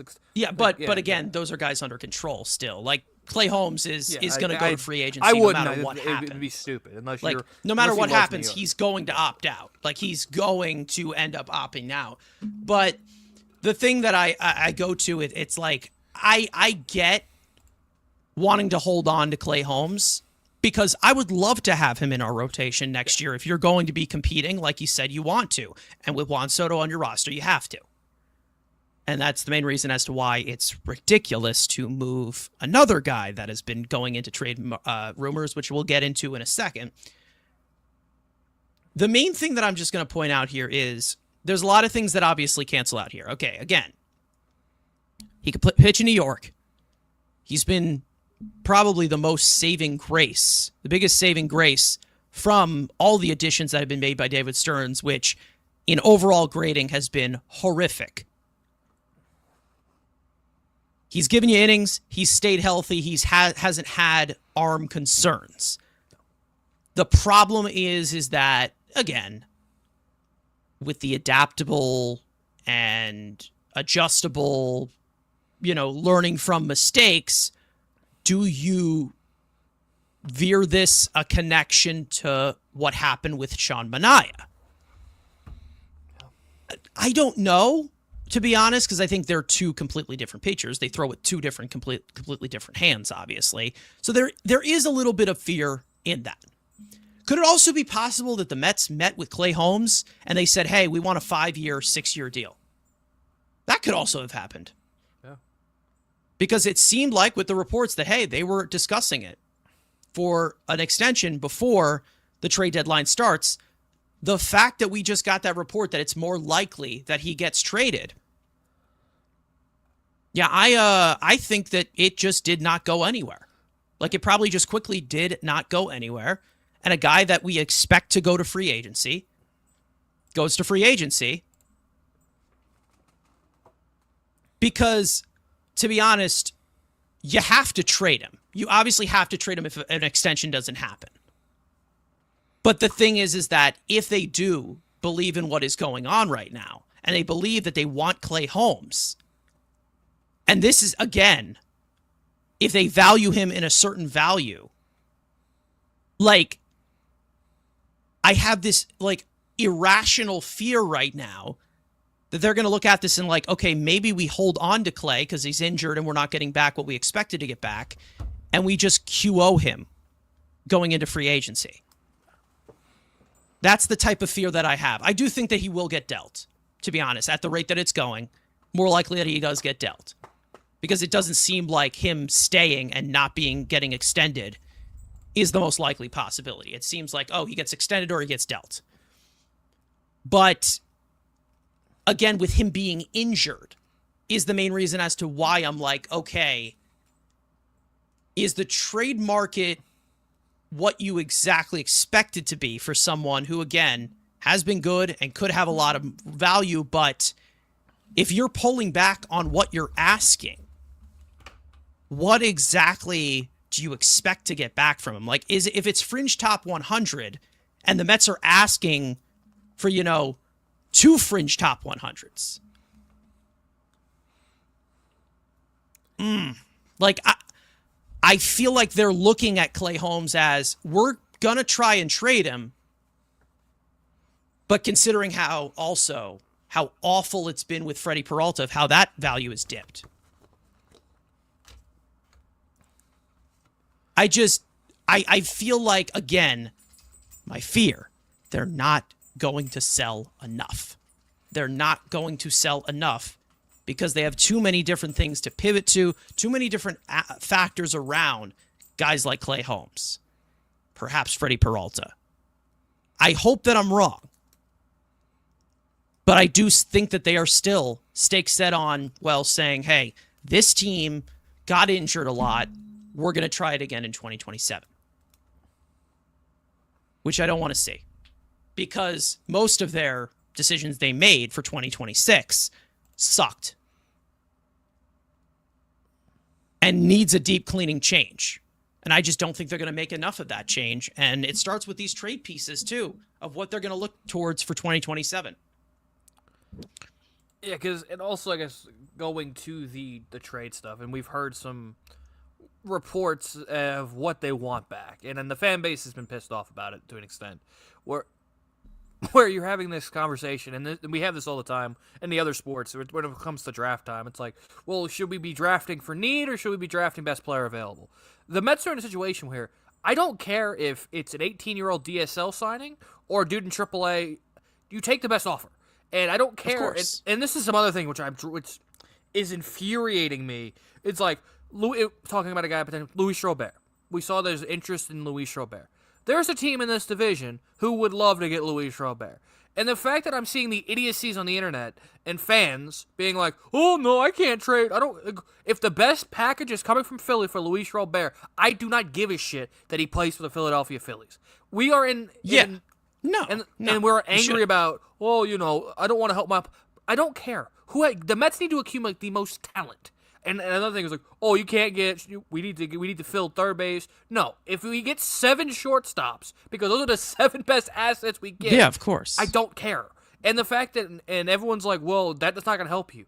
Yes, it is. You need to accumulate as many assets because not everybody plays. Not everybody's going to play for you, but they will be acclimated to your roster. And also, this is good. We haven't even brought this up yet because we've been just stuck in this horrific season, and we expect a lockout on December 1st. If there isn't, and we'll get let's say magically they're dead, they only have a 2-week lockout. Let's play Imaginary Land for a second.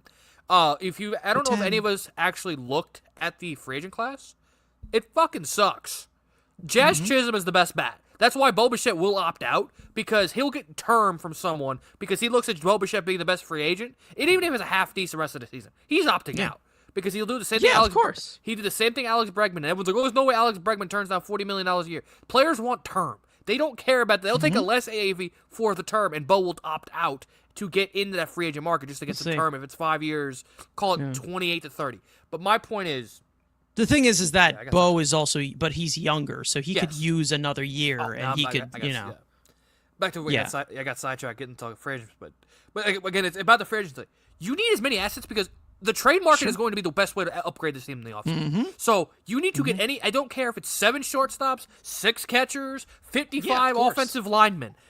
And I don't care if it comes from the Phillies, the Braves, the Marlins, the Pirates, Guangdong Tigers. I do not care.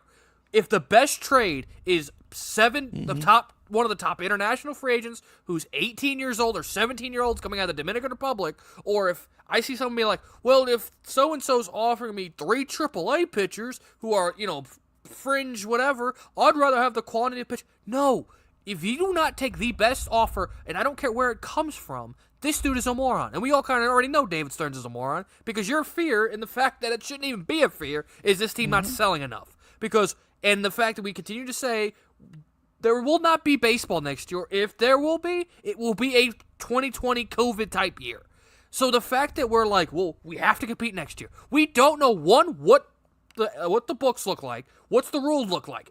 And if that certain phrase, that 2-word phrase comes up, we're not playing baseball. So stop pretending we're playing pretend like we're playing 162 next year. That's what my fear is. That's my fear, that they think they're going to be. And it's idiotic. That's my fear about it. I'm not saying that they should. Yeah. But from the mindset of them saying, hey, we're going to compete in 2027, which again, you're going to because you have Juan Soto on this roster. It just doesn't make sense. It makes sense to me of them just underwhelming themselves, of not selling enough. I feel like it's just like, oh yeah, well, rentals dumb them down to this. I would not be surprised if they sell off 4 pieces. That's it. Then you better get Minter, Raley, Peralta, Robert. Wouldn't be surprised. I really just wouldn't. Then you better get what you gave up last year. If you're giving up a rental reliever, you better get 3 assets for him. Because look at what the Mets gave up last year at the deadline for relievers. And Ryan Helsley, 3 pieces. Tyler Rogers, 3 pieces. If you're only selling 4, do you trust them to do that? I'm not saying That's the problem. But that's the bar. You have set your example of what it costs when you're buying. If you're not using your own example that this GM did, saying if I'm trading rental reliever. They set the reliever market last exactly. year. So if you're not getting that, you're an idiot, or you're just that brain dead. Remember, hey, I did this. I know what the market is. So if you're not at least accumulating what you've given up in the sense of at least 3 assets for a rental reliever, it doesn't have to be sexy. But if you need to restockpile the depth in your system, and obviously you need some top end talent. But if you're not setting the bar at that, then what are we doing here? Like, no, it's ridiculous. That's what I mean. I just like this team again. They are going to treat this like the epitome. Like they are going to Brett Beatty this. Like that's literally what my fear is as of right now. Because as much as I advocated for David Stearns over these past few years, and maybe to a toxic extent to some people, he's lost my trust at this point. Day by day. And when you lose my trust, I will continue to develop these types of fears that they end up holding on to Clay Holmes, that they end up holding on to maybe Peralta because they're not going to get what they expect, that they're going to hold on to Brett Beatty. I already know he's staying. I already know that's going to happen because they're that delusional, especially when they don't have to be. That's the most hilarious part. They don't have to be. So at this point, we haven't even gotten into the discussion with our shortstop here, where people want to trade him, which I personally think is borderline hilarious at this point, because it's just absolutely stupid and overall contradiction of them saying they want to compete in 2027, having Juan Soto on their roster. Before we even get into that, let's get into the rapid fire stories just to cut in break. Juan Soto was unavailable yesterday versus the Brewers. For them to give him about 48 hours with the off day today to get his left calf issue completely behind him. This has always been for precautionary reasons, nothing for long-term concern. He did miss 13 games this season due to a minor right calf strain, so it's a completely separate injury, and he was kind of feeling it in Philadelphia a little bit. They just been kind of taking it slow, giving him DH reps and left field reps. Hasn't been as concerning. Xavier Curry was optioned down to AAA Syracuse as the corresponding move for the recall of Daniel Duarte. Curry, okay, in 4 appearances, 6 innings pitched, 2 earned runs, 2 walks, 4 strikeouts, 5 hits. Signed a minor league deal with the Mets earlier this month. Corey Collins and John Bay, outfielder and infielder, promoted to Double-A Binghamton. Collins, near 800 OPS. He's a former this season for Brooklyn. He is a former 6th-round pick by the Mets in 2024 in the MLB draft. John Bay was a former undrafted free agent last year by the Mets, an 818 OPS. In some of the corresponding moves, AJ Salgado has been promoted to High A Brooklyn, has posted a 739 OPS for Low A Port St. Lucie this season. He's a former undrafted free agent signing by the Mets as well last year. Clay Holmes, you just said that he made his rehab start for AAA Syracuse. If you can repeat that line one more time. 2 1/3, 2 runs hits, 2 strikeouts, 2. I remember a lot of 2s.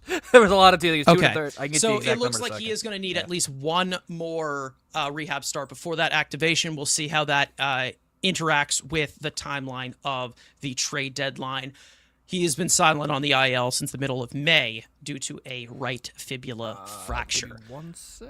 Speaking of, I have it if you want it. The updated, the full line: 2 1/3, 3 hits allowed, 2 runs, 2 walks, 2 Ks. Okay, so I'm gonna guess it was like 60 pitches or something like that. 70 pitches. 28 pitches. 51 pitches, 28 strikes. Okay, 51 pitches. All right, so that makes sense. Kind of evened out to his 45 pitch bullpen session he had earlier this week. Okay, so Mike Tauchman, remember him? He continued his rehab assignment for Double-A Binghamton yesterday, went 1 for 3 with a single and a walk. He's been sidelined and on the injured list since the end of spring training, recovering from torn meniscus surgery in his right knee. Zach Wenninger Made his 15th start of the year for AAA Syracuse on Tuesday. Used a lot of bullets in little time. 3 innings pitched, 5 hits, 2 earned runs, 2 walks, 2 strikeouts on 78 pitches. Their 4th overall prospect, who could be making his debut after the deadline when they do sell off pieces. Okay. So, there's one other guy in discussion with trade rumors, and that has been Francisco Lindor. We kind of pushed this down the line. Didn't really talk about it 2 episodes ago. Last episode, it kind of just overlapped in the time, but considering we are on an off day here, we will we'll just talk about it as of right now with Francisco Lindor. Listen, Francisco Lindor has been a controversial topic for his entire tenure as a New York Met, and it will probably never change. He'll never win over this fan base. But in terms of a technical standpoint of them possibly trading him, there was a report given out by Will Salmon a few days ago talking about the possibility of Lindor getting traded, saying while the possibility exists that the New York Mets end up trading Francisco Lindor, multiple executives across the industry describe the chances as unlikely. The Mets are listening to offers for nearly any one of their players. Lindor is not among the expectations. Any team that expresses interest in the star shortstop, however, would have a clean, high bar. The Mets viewing Lindor as a valuable player is one reason people with knowledge of the situation don't see a trade happening. There are a handful of other reasons too. Chief among them being that Lindor, 32 years old, owns trade veto power and is owed more than $160 million after this season through 2031. New York does not hold a particular interest in paying down Lindor's contract in a potential trade because, in its view, he is still part of the winning team next year. Lindor declined to comment when The Athletic brought up has no trade power during a recent conversation, as the 10-year veteran who has played for the past 5 consecutive seasons with the same team also holds veto power over any trade because of the 10-5 rights. So here's the deal with Francisco Lindor possibly getting traded. I've already said this already, and I'm going to repeat it again. In terms of team building, in terms of the cornerstones of premium positions, we know that the premium positions are up the middle. Catcher, shortstop, center field. If you're going to trade away a premium position on a team that is trying to compete in 2027, their words, not mine, you better, and I mean you better, have a definitive answer for shortstop. And in my opinion, you don't have one. You just do not have one. And to be honest, I believe that Francisco Lindor still has 2, 3, possibly 4 more 30-30 seasons left in his career. I do believe that. And for, of course, the overall discourse of him not being an elite player, on the decline, mental mistakes, a problem in the clubhouse, I just don't see it possibly happening. I still see him as a superstar in this game. He hasn't had a good year. He's been banged up for most of it. And to be honest, it gives you a complete example where Lindor has actually been hitting well in the last 10 games, and his stats have fluctuated over a 700 OPS, where it seemed like he was even touching 650 at one point. That's how little he has played this year. Trade him at his lowest value. Don't get a definitive answer for shortstop. Like what you were saying when they were selling off pieces. I don't care if it's 7 shortstops or whatever. None of those guys are going to be your, bona fide start. Because, again, what is your best trade option right now? Brazaban? Is that going to give you a top-notch shortstop prospect? No. Well, not Brazaban. Even Max Scherzer. He got you. Couldn't get you. He got a lead shortstop. He got you Luis Angel Acuna, who's barely a shortstop, and sucks. Well, it didn't at the time. That was the best. No, he sucked at the time. Just didn't like little people. So, again, in terms of what you are trying to do and building for 2027, their words, how does it make sense to move Francisco Lindor? I know he's a problem in the clubhouse. He's terrible. He's an awful human being. His wife runs the clubhouse. And, you know, he is just a full-on cancer wherever he walks. What's also funny is just like where this is getting completely advertised by Mets fans. Oh, he's cancer. He's terrible. He's awful. He's a terrible human being. So who would want that in their clubhouse? Like, give me an answer. Like, if you were to come from another angle with this, I'm not even looking at chat right now. If you were to come from another angle of this, why would anyone want Francisco Lindor if he's a problem? Because he's a problem in the Mets clubhouse. He doesn't like Juan Soto. He's a problem in the Mets clubhouse. Other teams don't exactly. have Juan Soto. So he's fine. They don't have Juan Soto on their team, so it's already better. But either way, it's just like, again, at this point, if you're looking to compete in 2027 with Juan Soto on this roster, you're going to trade a premium position in shortstop where there's not many and not many options. And I'll go over those options because I listed every single one of them on Twitter last week for anybody that wants to check it out. Okay, he's a problem. Okay, find me the solution then. What's the solution? This is called, in terms of team building that wants to compete in 2027, how does it make sense to trade Francisco Lindor? Andrew, you're the trade guy. You're the GM guy.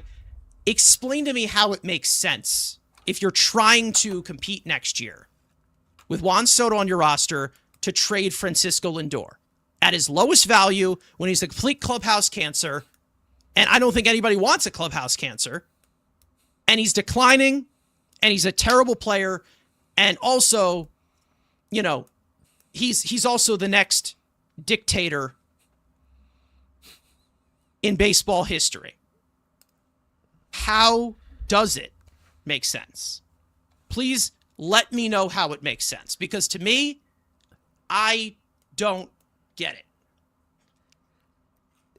If this is not a deadline conversation. This is an off-season conversation. Because best case scenario for the Mets is he plays the rest of the second half. He's already started to get hot. Let him get hot in the rest of the second half, and then reconfigure. If they are hell-bent, as you said, you're not looking at the chat. There's some funny things in the chat. There's some dumb shit. But it doesn't make sense. I caught up. Yeah, there you go. It doesn't make sense unless they are hell-bent on, like we've talked about it, absolutely just killing this Lindor team in the sense of, this is Juan Soto. If you don't mess with Juan Soto, get the hell out of here. You already got rid of the guys last year. And even still, the best case scenario, again, let him play the rest of this season. Hopefully, again, he's looking more and more like himself. And you figure out, again, where you find the addition, it's going to have to be a prospect. And again, you're banking on prospects. And that's the only way that happens. Yeah. It doesn't make sense in their heads if they're trying to compete, which I think is horseshit. But again, if you're trying to compete next year, like you said, there's no addition or no even downgrade that could be respectable to at least give some value out there. Here's how I look at it, and I'll let you continue to go. Here's how I look at it. It's like, if you're going to have Juan Soto on this team, and your answer is Ronnie Mauricio at shortstop at a premium position, how does that make you better? You don't even give him a chance at all in general. Like, literally, I'm not going to sit here and watch the Mets waste another year of Juan Soto's prime with Ronnie Mauricio at shortstop and the infield depth being Pussy Got Power Beatty. It's just not going to happen. You can't accept that. And yes, I know David Stearns got rid of your favorite homegrown players. I get it. Yeah, he got rid of all of your homegrown babies. Your pasty face, happy-go-lucky guys. So likable, so beautiful, so pixie. Francisco Lindor is a superstar in this game. Pete Alonso isn't. Brandon Nimmo isn't. Jeff McNeil isn't. Francisco Lindor, whether people like it or not, will be a first ballot Hall of Famer. And I still believe that, again, he still has good years back into it.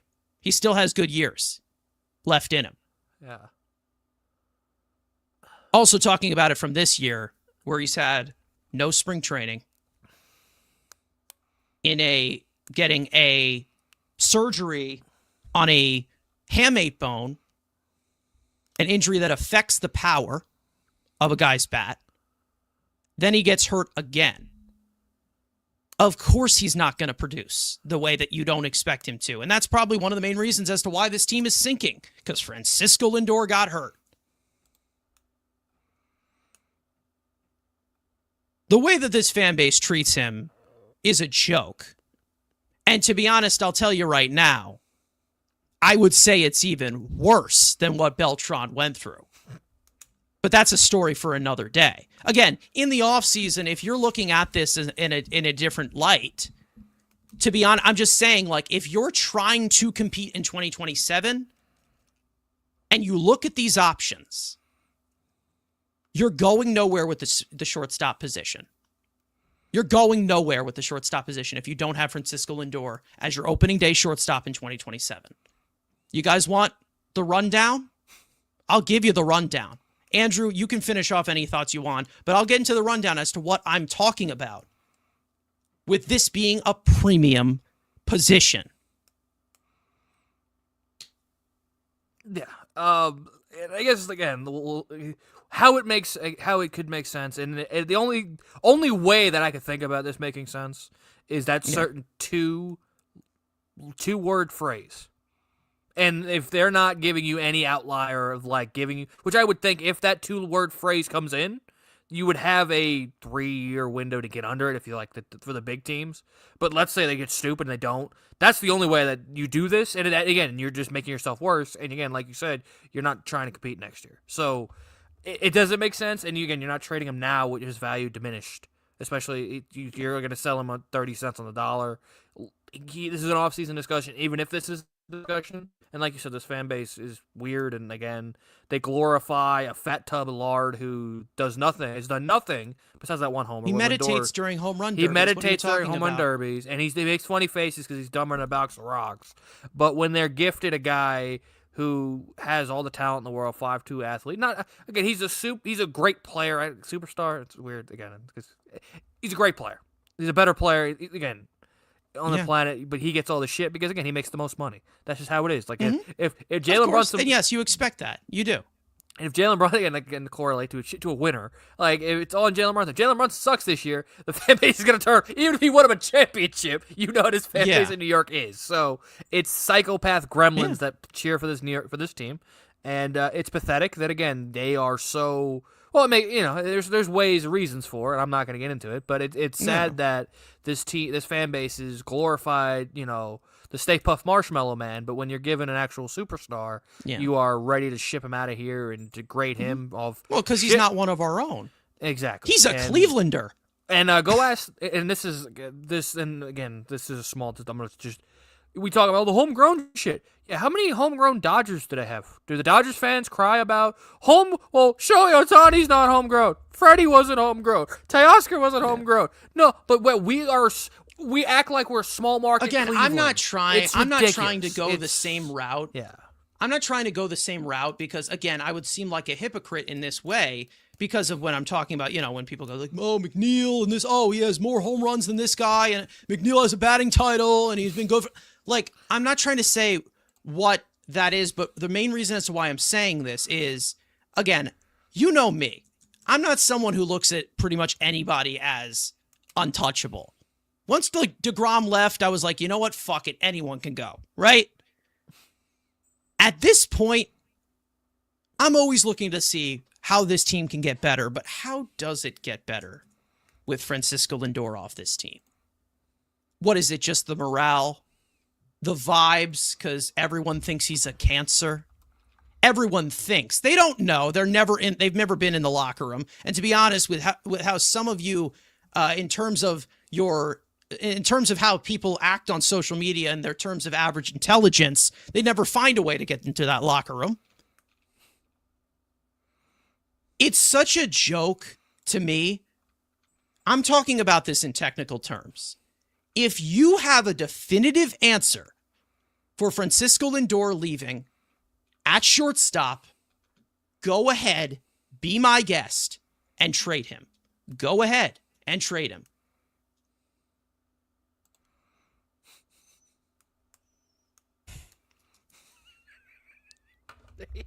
But here's what I'm talking about. Definitive answers. Major league players, non-prospects, which would also fall in the same category as Ronnie Mauricio. You want Ronnie Mauricio starting at shortstop for you next year? Go ahead and do it. Waste more of Juan Soto's prime. Let me tell you exactly what I'm talking about. The A's, they have Jacob Wilson. He was extended through 2032. Just extended this year. The Rays have Taylor Walls, replacement level bat. Boston Red Sox, Trevor Story, washed and always injured. He just sucks now. He's not good anymore. Andres Jimenez, signed through 2029, replacement level bat. Montgomery from the White Sox, control through 2032. The White Sox are also buying. Brian Rocchio from the Cleveland Guardians. Guardians are not selling. They likely will extend him on a team-friendly deal as well. Kevin McGonigal, extended through 2034. Jeremy Pena, he would be a one-year rental for you. Probably the most likely, right? Probably. Jeremy Pena is not to that level of Francisco Lindor. Also, defensive liability in some aspects. Bobby Witt Jr. from Kansas City, signed through 2034, pretty much untouchable. Zach Neto, control through 2029, defensive liability. Tristan Gray from the Twins, who's their starting shortstop right now. He's bringing up 10. Replacement level bat, defensive liability. Anthony Volpe from the Yankees. Replacement level bat. Seems to still not be able to throw a baseball. We already know Yankee fans can't stand Anthony Volpe, right? Colt Emerson, just extended through 2033. That's on Seattle. Corey Seager, currently injured, older than Lindor, longer contract than Lindor. Geraldo Perdomo, just extended through 2030, and the Diamondbacks might buy. Hae-Sung Kim, injured, free agent after this season, replacement level bat. Dansby Swanson from the Cubs, same age as Lindor, signed through 2029, Cubs are buying. Ellie De La Cruz, control through 2029, likely untouchable.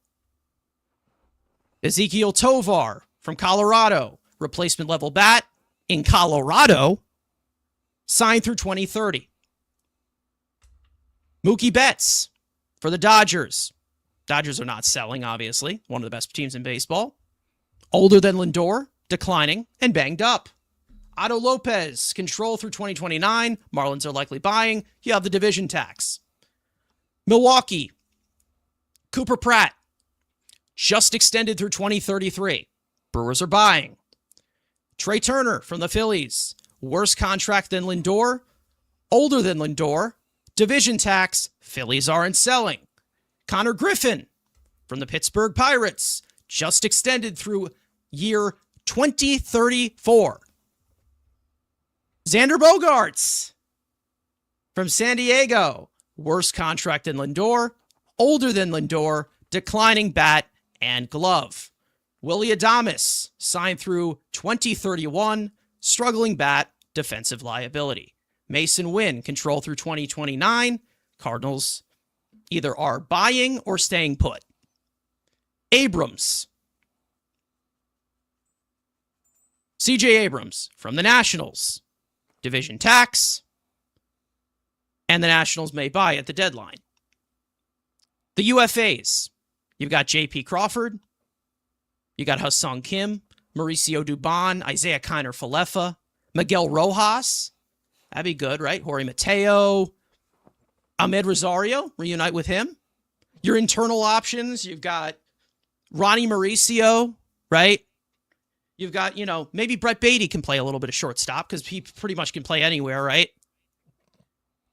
Marcus Semien, who's going to be what, 20, he's going to be 37. Jorge Polanco, who can't stay on the field.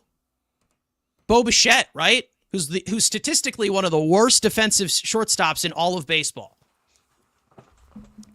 Find your shortstop, Mets fans. Go ahead. Or does it just make sense, Andrew, to not trade Francisco Lindor? Yes, until you get the number 1 overall pick next year. Then you can trade him. Yeah, exactly. Exactly. The only guys I can say are the most possible are Gunnar Henderson Abrams, and Jeremy Pena. That's it. Yeah, but the guys that are available. Yeah, the Rockies may That's listen it. on Tovar. Like they're options. Again, like I said, if you can find me a solution, a definitive answer, a starting shortstop that can start day 1 in 2027, go ahead and trade Lindor. Who's going to? Who's going to? How do you replace Lindor's production? It's not like you're going to get Bobby Witt Jr. You're not. He just extended. They're not going to move him. Well, Courtney, so where exactly, who's playing shortstop for this team? Because even if you do get in a new shortstop, because again, you can bring in a new shortstop. It's not like Lindor is the only shortstop in the universe. Who is that going to be? Who's that going to be that doesn't waste Juan Soto's prime from a premium position? Tell me who that will be.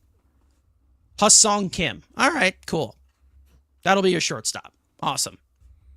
And then you trade for Brandon or sign Brandon Lau, and there's your offensive production. Exactly, right? You move. No. You move. Another thing I've been seeing. You move Bo Bichette to shortstop, then you sign a third baseman, or you move Bo Bichette to shortstop so Brett Beatty can play every day, which he already does. Who's going to gimmick as a utility man if you put Beatty at third base, guys? Who's going to gimmick as a utility man? Mark Vientos? Come on now. Let's think. Let's use our brains here. So all of those possibilities I just listed, which are not even possibilities, barely, doesn't it make a little bit more sense to keep Francisco Lindor? Andrew? Zach Short. That's another one. I forgot. How could I forget the almighty Zach Short? David Stearns loves Zach Short. Yeah. And do you trust David Stearns to get the correct replacement? Because people don't again, it's not like Pete Alonso, who was replaceable at first base. You had Ryan O'Hearn. You had Murakami. Contreras. You could have took a swing at. You could have made a trade for Wilson Contreras. There were options for first base. It wasn't just, almighty polar bear. There was options there. They just did it the wrong way. So, who's going to replace Lindor? Because there's really no other options, and that's why we call it a premium position, because it's premium. Or maybe Francisco Lindor is an elite shortstop, one of the best in the game, one of the best of the generation, still a superstar in this game, and likely will be for another 2 or 3 years, whose season just got derailed. And if you're looking to compete for 2027, you probably should keep him. Right, Andrew? That makes sense, right? Yeah, but again, David Stearns likes to have fun. But hey, a reunion with Ahmed Rosario is really eyeballing me. I'm really liking the thought of that. He does kill left-handed pitching, so he really does, to be honest. And to be honest, I mean, I think this team needs more dumbasses on the base running paths, personally. I guess in smaller, irrelevant other baseball news, the Tigers continue to win as they just went ahead of the Royals. So potentially Skubal now off the market does kind of help the Mets. Just in trade value. Again, David. Again, you have the market. You can roll the roast. Don't be an idiot. But knowing you love being an idiot. So you'll find a way to screw this up. You choose to be an idiot when you don't have to be. So we've hit the 2-hour mark. Andrew, I mean, listen. Oh, yeah, Dodger preview. Yes, we do have to preview. We have another series. It's again. Sadly. Again, I just don't get it. Like, I don't get, I know why people don't like Lindor. I get it. I get that. But like from the technical standpoint of, oh, trade him, he needs to go. Okay, for what? Sure, we can have this discussion. For what? Look at those options. I don't care. I just want him gone. Okay. So that's how you're going to treat a premium position? Everyone was so hell-bent on how you're replacing Pete. How are you replacing Pete? How are you... But hey, Lindor, get him out of here. I don't even care. Pay off his contract. Put a gun to his head. Tell him, hey, veto your no-trade clause. Just do all of this. Because we just have a little bit of an inkling. An inkling of a clubhouse we have never set foot in. That he is a problem in the clubhouse. That's why. Yeah, sure. Sure, why not? Let's do it full on speculation. And also, this is just basically showing you why stars don't want to come here. Also giving you an example of that. Why you have to go the extra mile. Why you have to do uprisers of $805 million to Juan Soto. Why the Dodgers will continue to one-up you for years and years to come. I don't get it. Andrew, I don't get it. I never will understand it. I know you know, we relish in the stupidity sometimes and we troll, we make jokes, but it's like, what do you get from this? Besides the idea of fans that just want him gone. Because they just believe, hey, let's scapegoat him. Let's scapegoat Francisco Lindor. I don't get it. And we're also just treating it like, oh, he's in decline. That's the reason why. He's in decline. Is he 42 years old? No, he's 32 years old. Meaning that he still has a couple more good years left. And he's even been showing you in the little time he's been playing. He's played pretty good. The team's just buried. This guy, Francisco Lindor, as fantastic he is, how fantastic of a player he is, he will never win with this fan base. Ever. I appreciate Francisco Lindor. Andrew, I know you do too. Yeah. But continuing on with the message being sent, what does that do? Again, if you have a solution, show it to me. Show me one. I'm giving you the floor.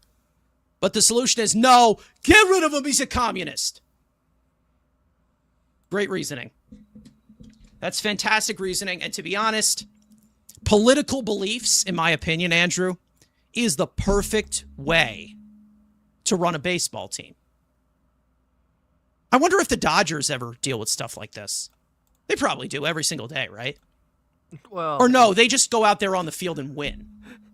You say that there probably today was not to say that the Dodgers with that, but that's a different conversation. But yeah, normally that doesn't matter. But yeah, there was something today that came out about that, so probably not the right day to say it. But yeah, understandable. Yeah. I mean, just checking Savant. I mean, technically, he is in decline according to Savant, so those people are correct. The Savant he really is in decline. A lot more blue than red. If I have a injury to my lower body, I probably can't perform at a high level for a premium position that just take some is steroids. So demanding. I have an injury that'll affect my power, and I also have an injury that in my lower body that'll affect, my speed and maybe me defensively. And still somehow he's still a positive value player this year while dealing with that crap. And you never hear any crap about it, do you? You never do. All you hear about the Dodgers is they win.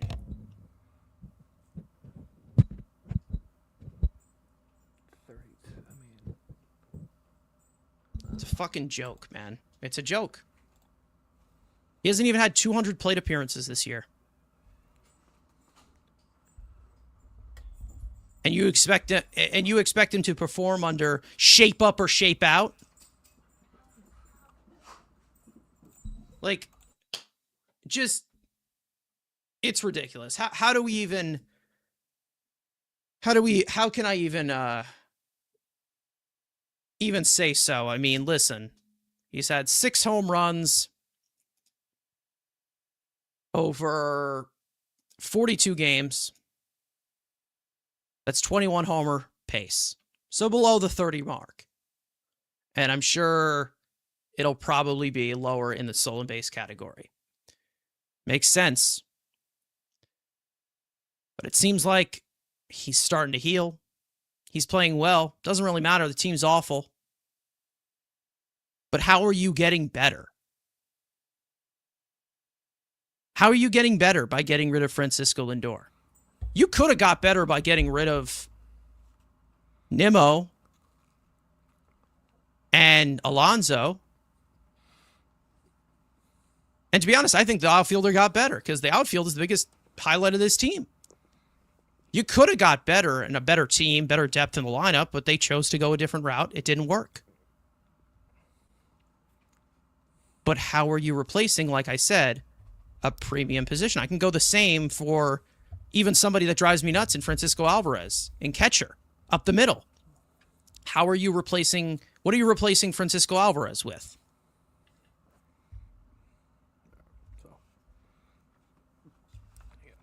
Because these are called premium positions. So maybe if you have premium positions, you should keep them to build a team, especially when you have Juan Soto here. Andrew, as you ponder that, enjoying, I'm going to guess, a good cookie. A warm-ass chocolate chip cookie. Okay. Wouldn't blame you. Wouldn't blame you for the facial expressions there. Wouldn't it make sense to keep premium positions that you don't really have much of a supply on? Or are we just going to say, well, this is going to be our future shortstop? I mean, again, like we're giving this way too much. Again, too much time in the sense that it just doesn't make any sense. It's all like, and it is the craziest part. It's not, and this is, I saw this. It's like, this isn't the big guys. Like, this is the scum reporters and damn well content creators that are on this on the internet. When everyone who actually is relevant, Salmon, Rosenthal, the only 2 guys to trust, Heyman, he's a RB shill. We don't care about Heyman.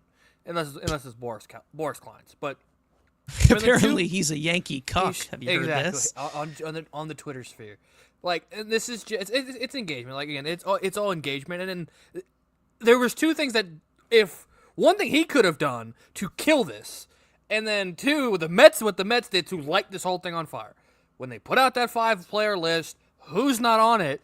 And then what we were going to talk about 2 weeks ago when they asked him about it, and instead of giving the normal default player, I'm okay, I want to be here answer, he decided to do what people normally in his other representatives sports say he prefers to be with the Mets and he wants to be here and win here, and he has no desire to waive his no trade clause. Yeah, but if we watch athletes, when you're in front of the media, when that question is that, are you willing to move your no trade clause? You don't go no comment, because most players, when they do no comment, are looking to get moved. And you open the can of worms when you play for this team you cannot open. You could have been like, no, I love it here. I have a no trade clause for a reason. I want to be here. I'm here to make and that's this team another legit. aspect that's of it. All he had to say. But with him just going no comment, you gave the internet of nerds and scum the ability, and then the Mets themselves not putting him on that trade list. Even if you want to listen, fine. You still give the shilling ability of he's untouchable. You are letting this fire that you don't need on a season that has been a clusterfuck. You are giving them extra ammunition and gas on a fire that did not need to be started. That's the thing. So this is self. And we said the same thing about Freddie Peralta too, with the trademarking with him. That's But that's different in a sense that, like, again, Lindor could have just ended this right then and there, and he just goes, no comment.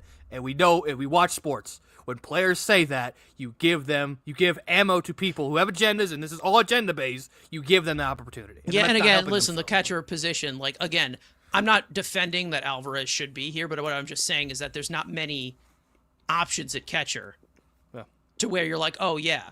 And listen, I know who you're talking about, Doug. I know who you want, but there was literally just a report that Hunter Goodman, Adley Rutschman, and Shea Langoliers are unlikely to get moved. So, like, I don't believe there's things about Alvarez that drive me completely nuts.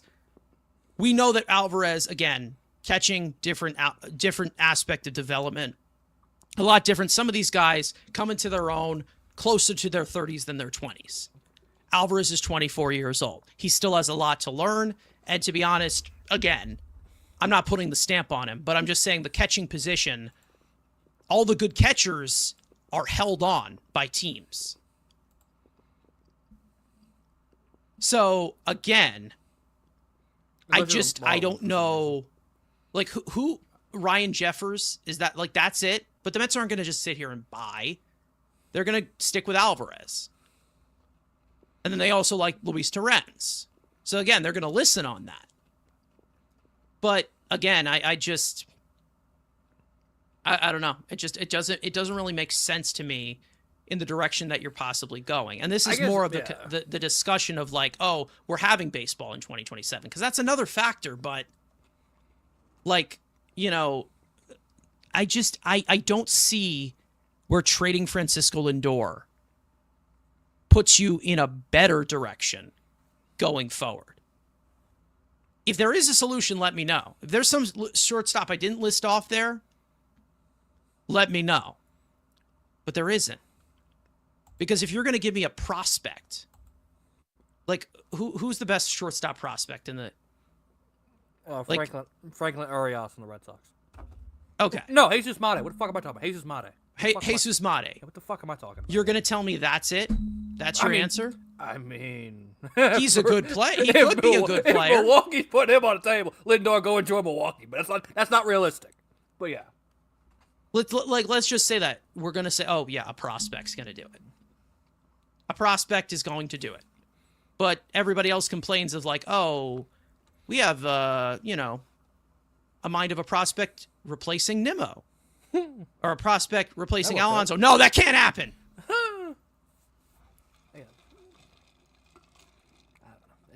It's the non-superstars. We talk about all this. He has all the power. So we're yapping. Yeah, that too. That's not even been said.